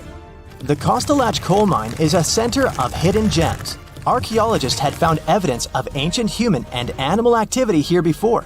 For instance, in 2012, experts found bones of at least 5 woolly mammoths, which went extinct about 10,000 years ago. Canadian archaeologists found a ship 150 years after it went missing in the Canadian Arctic waters. This merchant ship is called HMS Investigator. It was purchased in 1848 to search for the explorer Sir John Franklin's ship that got lost in the Northwest Passage expedition. So, HMS Investigator left Britain in 1850 for this rescue operation. The expedition crew, captained by Robert McClure, sailed the Investigator into the water. He realized that he was in the final leg of the Northwest Passage, the sea route across North America. But before he could sail into the Beaufort Sea, the 122-ton ship itself got stuck in the thick ice. The crew spent the winter over the Prince of Wales Strait. The following summer, McClure tried again to sail to the end of the passage, but the ice blocked his way once more. Here, too, the crew was forced to leave the ship. He steered the crew into the Bay of Mercy. There, they were to remain until 1853 when the crew of the HMS Resolute rescued them. Imagine a crew of 60 people who had to spend 3 winters in the Arctic without even knowing if they would survive. Later on, the ship was found sitting upright in about 36 feet of water. It was in very good condition. Arctic water has prevented the outer deck of the vessel from deteriorating quickly. The outline of the ship and its timber can be clearly seen. Plus, archaeologists have uncovered artifacts on land left by the sailors. They had unloaded everything before abandoning the Investigator. 3 sailor graves and 1 British naval shipwreck had also been discovered in the area.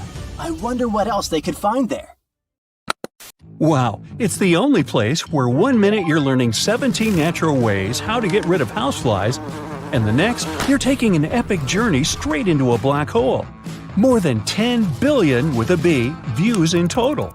That's 47 billion minutes watched, or more than 70,000 years. That's all the way back to the Ice Age. No, I wasn't around then. 40,000 videos, hundreds of topics, and most importantly you, a whole 44 million of you. Our viewers. We could populate an entire country if we wanted to. We'd like to continue helping you learn and giving you useful skill improvement tips.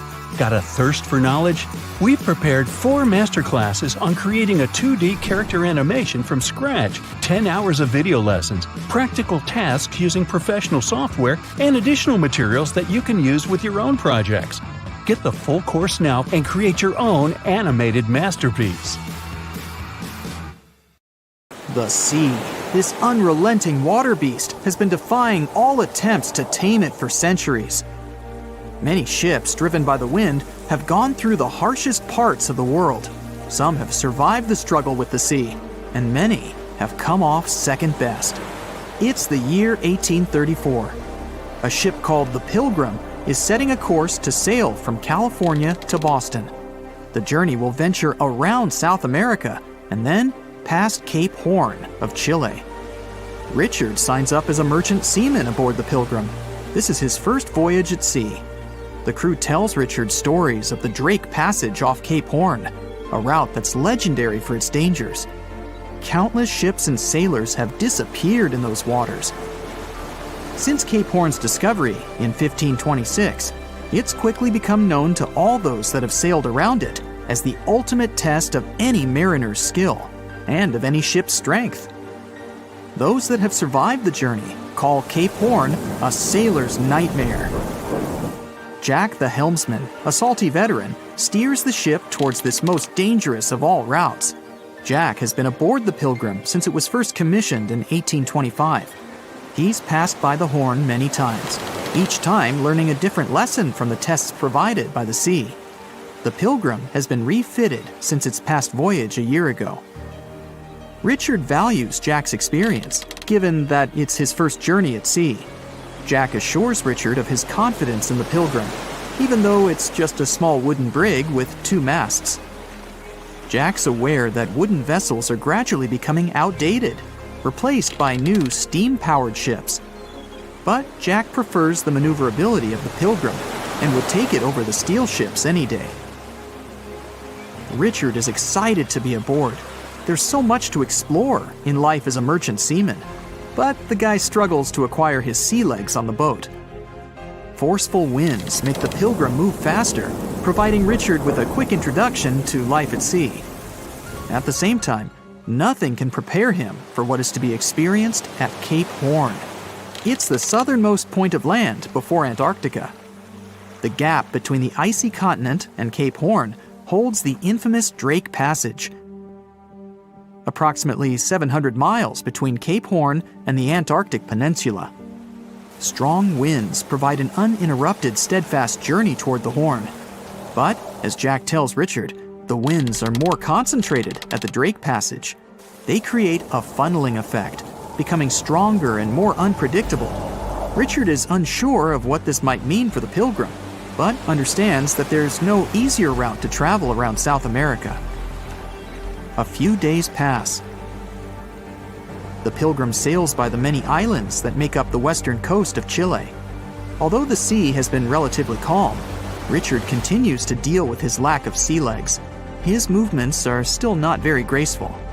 The constant, ever-swaying deck rises and falls, and Richard finds it hard to get used to the motion.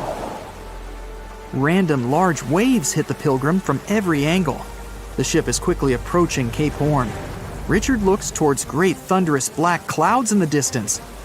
"Welcome to the Horn," Jack says, half laughing. A wry smile upon his face soon disappears. The man gets serious, knowing what awaits them all. Stronger winds start blowing the sails as the crew scrambles to hang onto the ropes. Richard desperately sets to adjust the aft sails, adjusting for the constant change in strong southerly winds. Jack holds firm at the helm, knowing the importance of his role. He's wary of the swell. It can build very quickly the further south they travel. It's crucial the Pilgrim doesn't venture too close to the Horn when they approach. The great darkness that was in the distance is now all around them, filling the sky in every direction. Blackened clouds throw rain and hail down at the crew as they try to resist the enraged weather. Jack is directed by the captain at the helm, changing the direction of the vessel. The temperature has dropped significantly. Barely keeping the water from his eyes, he turns toward the port side bow to provide his face a brief break from the torment of the wind. Looking out into the distance, the man sees the Horn standing alone, surrounded by mist. It's a haunting sight. He steers the Pilgrim along the face of the Horn, the distance getting shorter. The waves shrink in height since the depths become shallower. But these waves are much steeper, and their angle can cause more damage to the wooden vessel. Jack's unsure how much of these waves the Pilgrim can take before the hull is breached. Richard, still posted at the aft sails, watches the water and icebergs floating by. He's unsure how large they actually are, since they're mostly hidden underwater. But he knows to alert Jack if any get too close. Just one iceberg hitting the Pilgrim will be all that the hull can withstand. Dutifully, he watches over the side and into the distance. Icebergs aren't the only thing to look out for. Rogue waves are common in these seas as well. The connecting Antarctic and Pacific Oceans, mixed with stormy weather, form waves together. This creates much larger rogue waves. Such waves have been known to reach up to 100 feet tall. They can destroy most vessels in their path. It'll surely be the end of the Pilgrim if it comes across a rogue wave. Strong currents adjust the route of the Pilgrim, as though the Horn is trying to lure the ship toward its rocky shallows.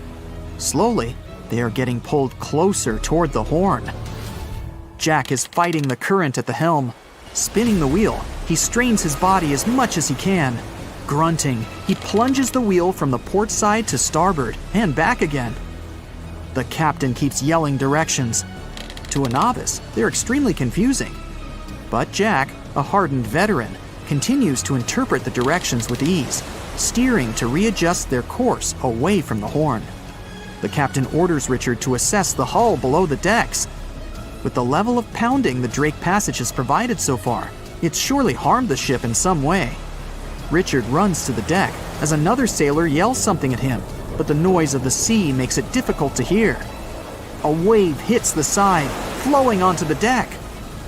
Richard manages to hang on to the mast before he's almost swept overboard. The entire front deck seems to be underwater. Hanging on as the water rolls off the sides of the ship and waiting for it to clear, Richard watches the Horn slowly go past. Still, it beckons toward the Pilgrim, as though asking for its dues from the crew. The currents are still pulling the ship, while the storm is raging on, with no end of the struggle in sight. The storm is growing ever larger and fiercer. Richard gathers himself to head below and assess the damage. After a slow descent to the lower decks, Richard can finally look over the hull from the ship's quarters. There's no damage from what he can gather. But he's shocked by the depth of the water inside. It's now at waist depth. Cups, amongst other things, float in the water. Even inside the ship, the guy can't escape the waves. Unable to make sense of it all, he stands frozen, listening to the almighty power of Mother Nature outside. The sea roars even more wildly, waves constantly thudding against the hull. It sounds like a somber drumbeat, a slow countdown to the demise of the Pilgrim. Richard forces himself back to the terrors of the above decks, grasping onto the rails to carefully walk the slippery stairs. He leaves the disturbing creaks of the wooden decks. They're soon replaced with the strained sounds of the ropes, the yells of other sailors, and the deafening roar of the sea crashing all around him. Jack is at the helm, focused on his role, still fighting the wind and the waves, even with the addition of ice and frost. It seems that the world around him has set its heart to distract the man from his duty, but Jack pushes on determinedly.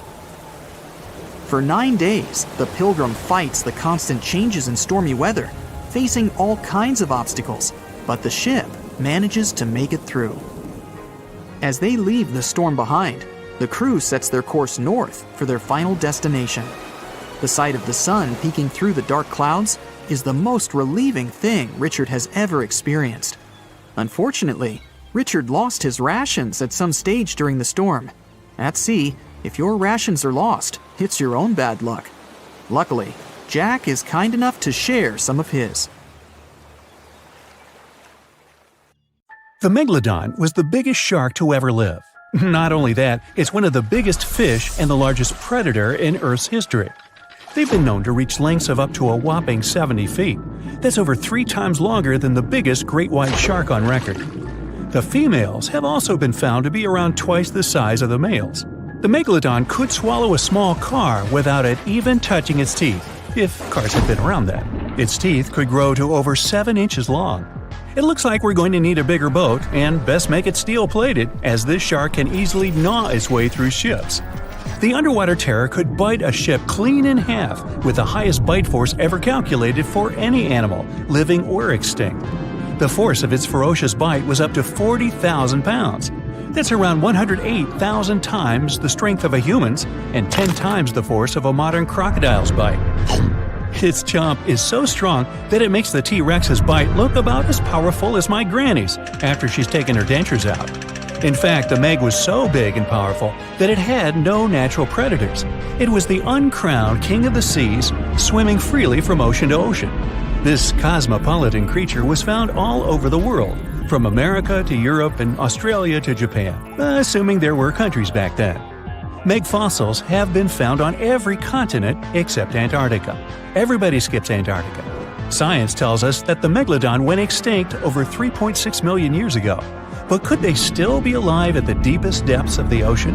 Only around 80% of the ocean has been explored, and its deepest point, the Mariana Trench, is over 7 miles down. So who knows what's lurking at the bottom?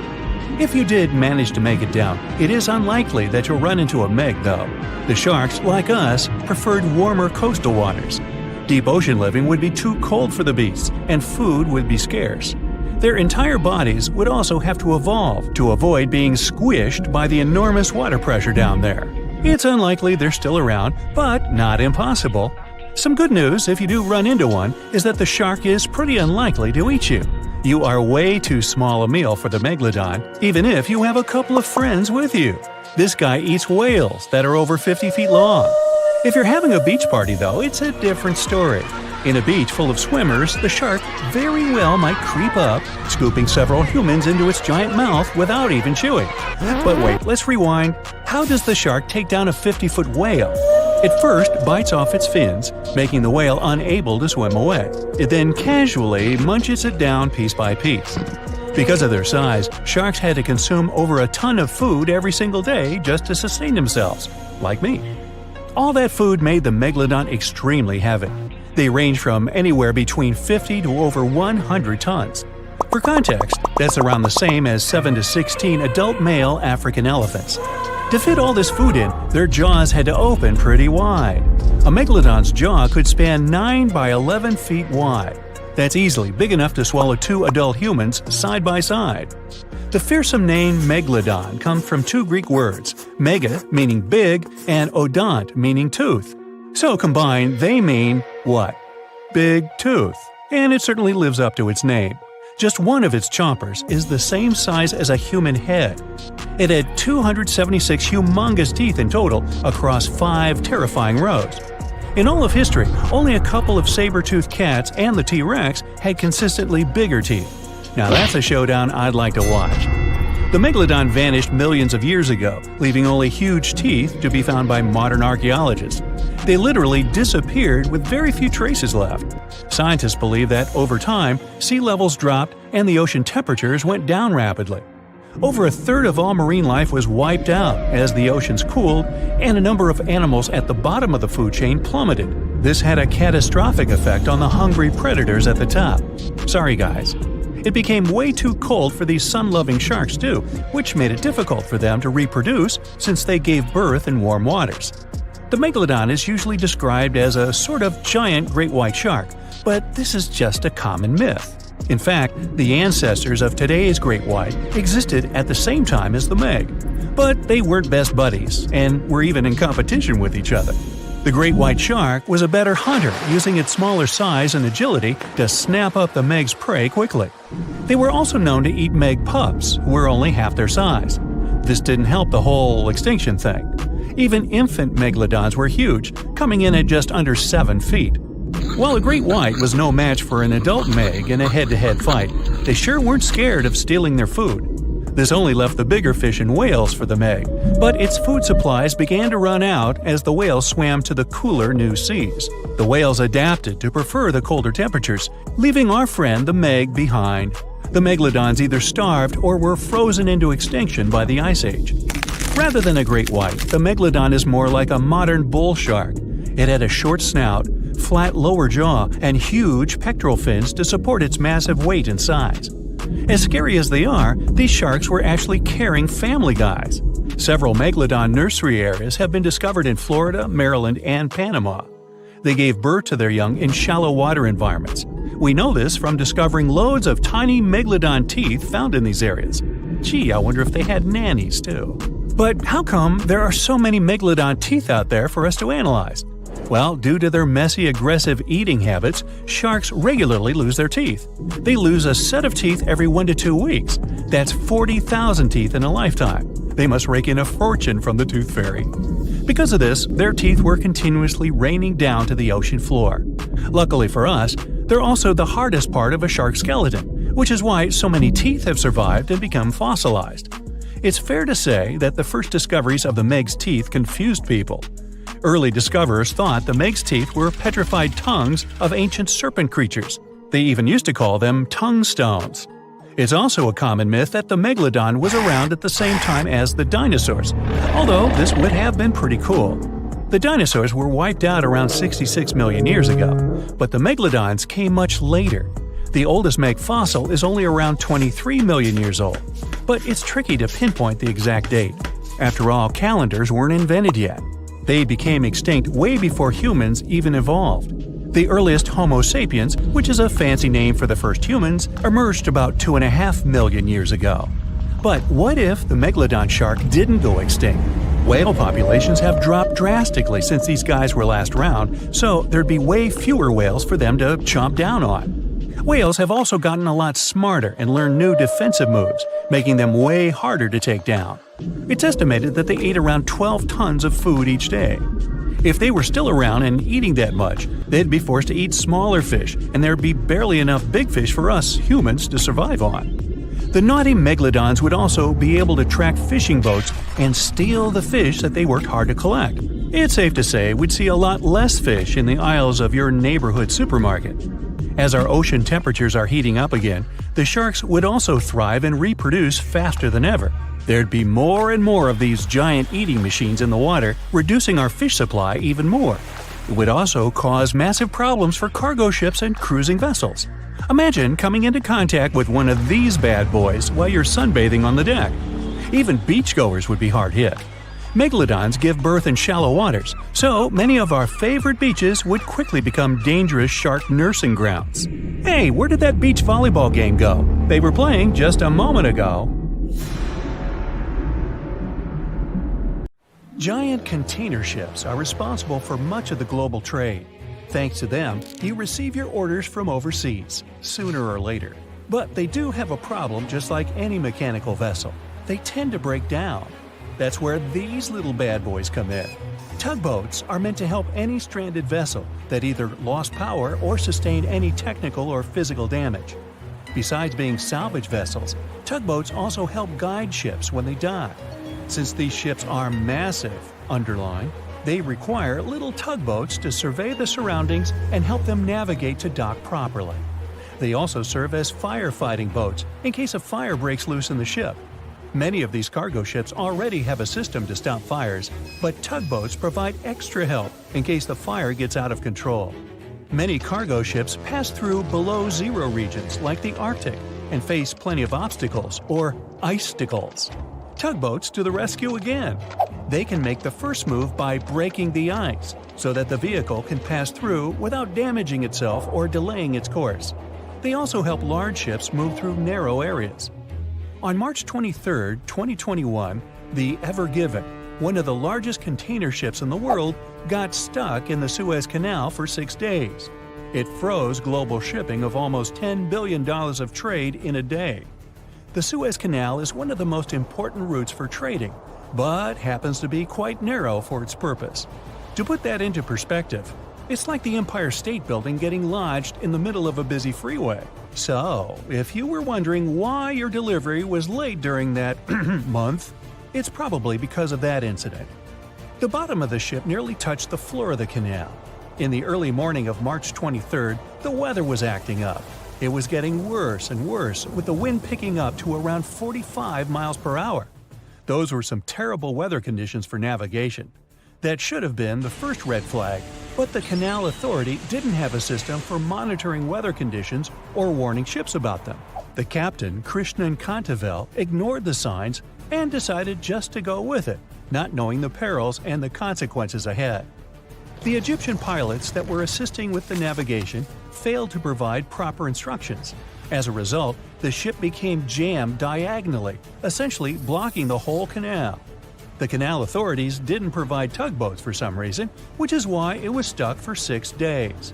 Things were so bad, they had to bring excavation diggers to remove some land for the ship to properly turn back to normal.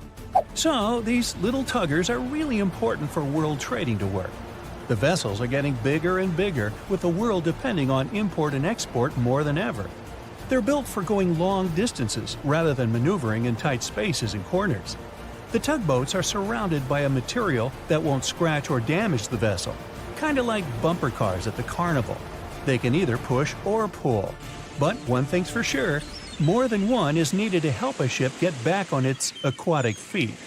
Ships don't have a lot of water passing over the rudder for them to turn quickly, and they risk damaging the engine if they push it too hard. They can either tow it directly or indirectly. The tug is pulling the vessel either in front of it or from side to side. They can also push it from one side to another. These tiny boats are like ants compared to giant ships. Their success secret is that they're floating on the water, which means there's no solid foundation for them to struggle. As a result, pushing and pulling is easy. Many newer tugboats have 2 large diesel-powered engines. There are also some electric models which are good for the environment and still do their job well. Shipping boats in general are better for the environment than trucks and planes, but are slower. Shipping vessels mainly carry food, clothing, electronics, furniture, and my stuff.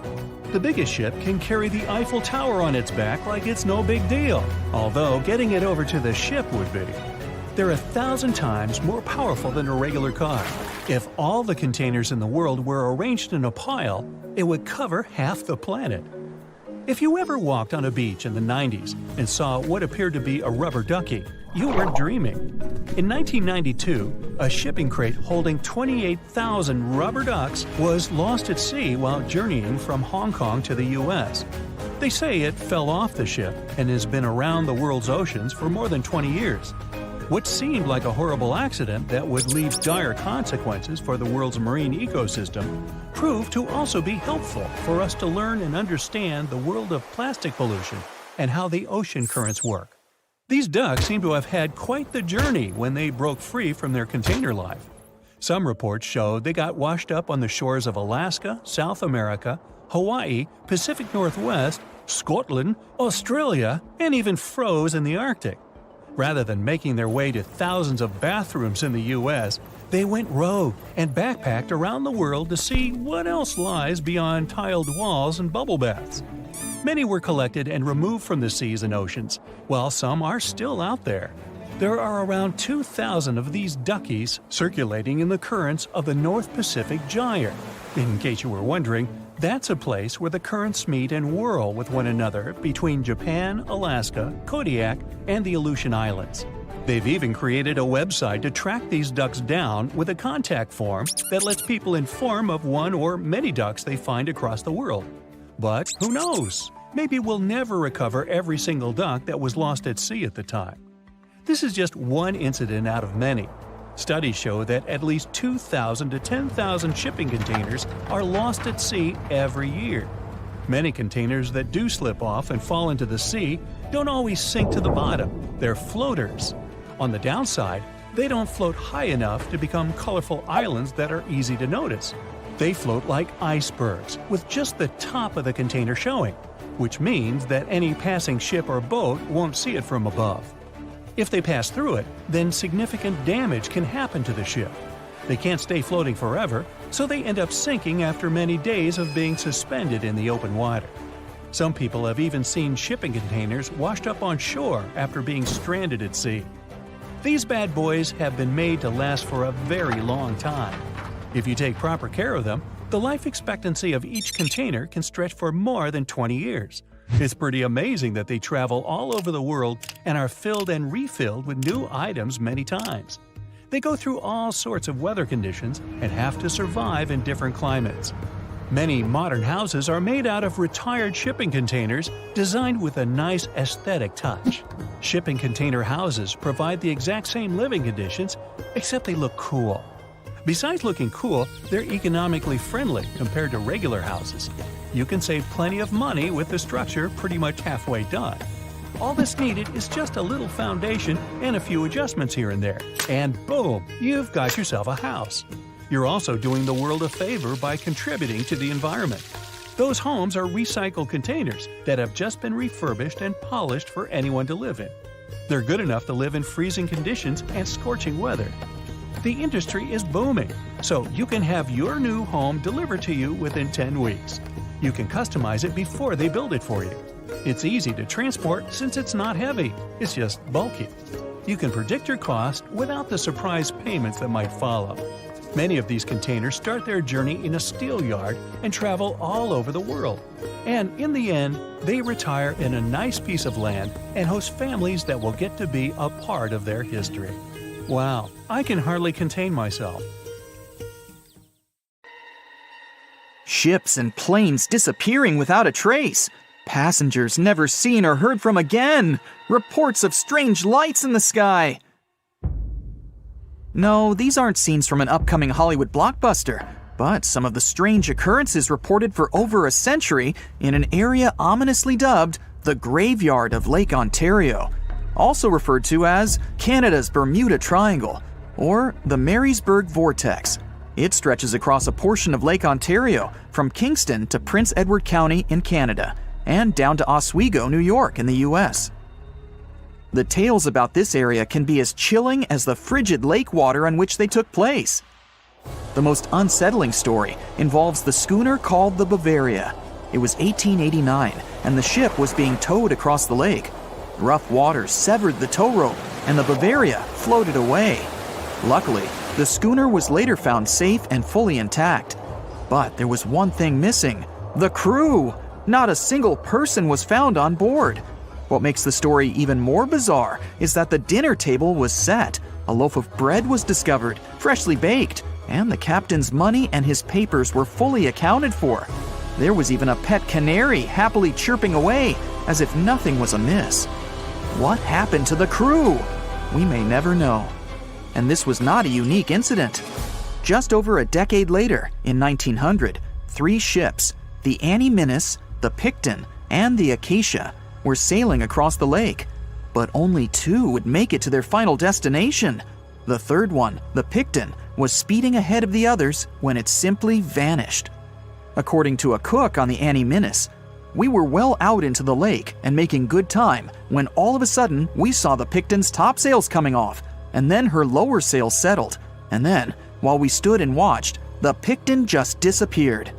It's possible that the ship sank, as there was some wreckage later seen in the water, but the ship itself was never found, and none of its crew ever located. A few weeks later, a bottle with a note inside was discovered in Sackett's Harbor, New York. The note was from Captain Sidley of the Picton. "Have lashed Vesey to me with heaving line, so that we will be found together." Vesey was the captain's 12-year-old son. The note creates more questions than answers. If the witnesses were correct, the ship's disappearance was quite quick. When did Captain Sidley know he was in danger? Why not signal for help if he had any warning? And when did he have time to write a note, bottle it, and tie himself to his son? It truly is a mystery. And it was not just ships that ran afoul of the strange forces in the area. Planes also struggled to make it through in one piece. In 1975, Ron Scott flew out from the Picton Airport in his Cessna 172. As he entered the Marysburg vortex, his plane banked to the side. For several seconds, he was unable to right the plane, but once he did, the same force banked him to the other side. Again, he was stuck there for a few seconds, unable to control his plane. A skilled pilot, he had never experienced anything like it before. He was certainly luckier than Royal Canadian Air Force pilot Barry Allen Newman. Newman was at the same spot back in 1952, when he lost control of his jet and crashed into the lake. To this day, his body has not been found. In total, over 270 ships and at least 40 planes have met a tragic end in this area. And adding to the mystery, sometimes people report a series of bright lights or orbs, or a dark ship hovering in the sky. These are even harder to explain. Witnesses willing to report them are adamant they are true. Sid Wells said he watched a strange shape like a multifaceted diamond slowly spinning in the sky, and then it just disappeared. Others claim to have seen it too. Of course, the Marysburg vortex is just one of several places around the world known as vile vortices, a term coined by biologist and writer Ivan T. Sanderson. He discovered 12 other equally spaced areas on the surface of Earth where funny things happen. The best known of these, of course, is the dreaded Bermuda Triangle. Situated in the Atlantic Ocean between Bermuda, Florida, and Puerto Rico, it has been blamed for the disappearance of thousands of people. They went in, on boats or in planes, but they never came out. Even the explorer Christopher Columbus experienced the mystery of the Bermuda Triangle during his first voyage to America in 1492. He said the compasses pointed in the wrong direction, the sea levels seemed to change dramatically, and he even spotted strange lights in the sky. In 1918, the USS Cyclops, which was one of the US Navy's biggest fuel ships, disappeared there. Since the 309 crew members were declared lost at sea when the Cyclops vanished, it's seen as the largest loss of life in the history of the US Navy in a single incident. At the time, the weather was good.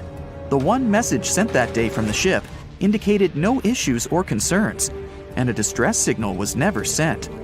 A thorough naval investigation followed. Its conclusion? Many theories have been advanced, but none that satisfactorily accounts for the ship's disappearance.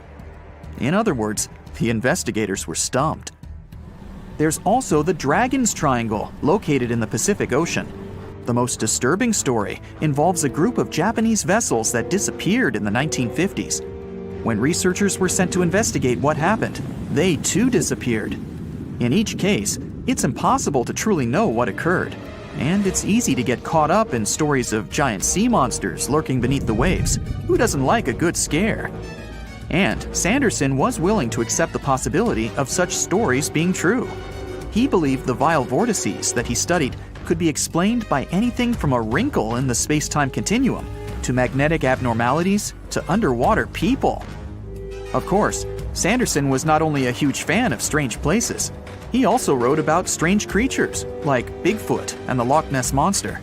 His skills as an impartial scientist are questionable, though.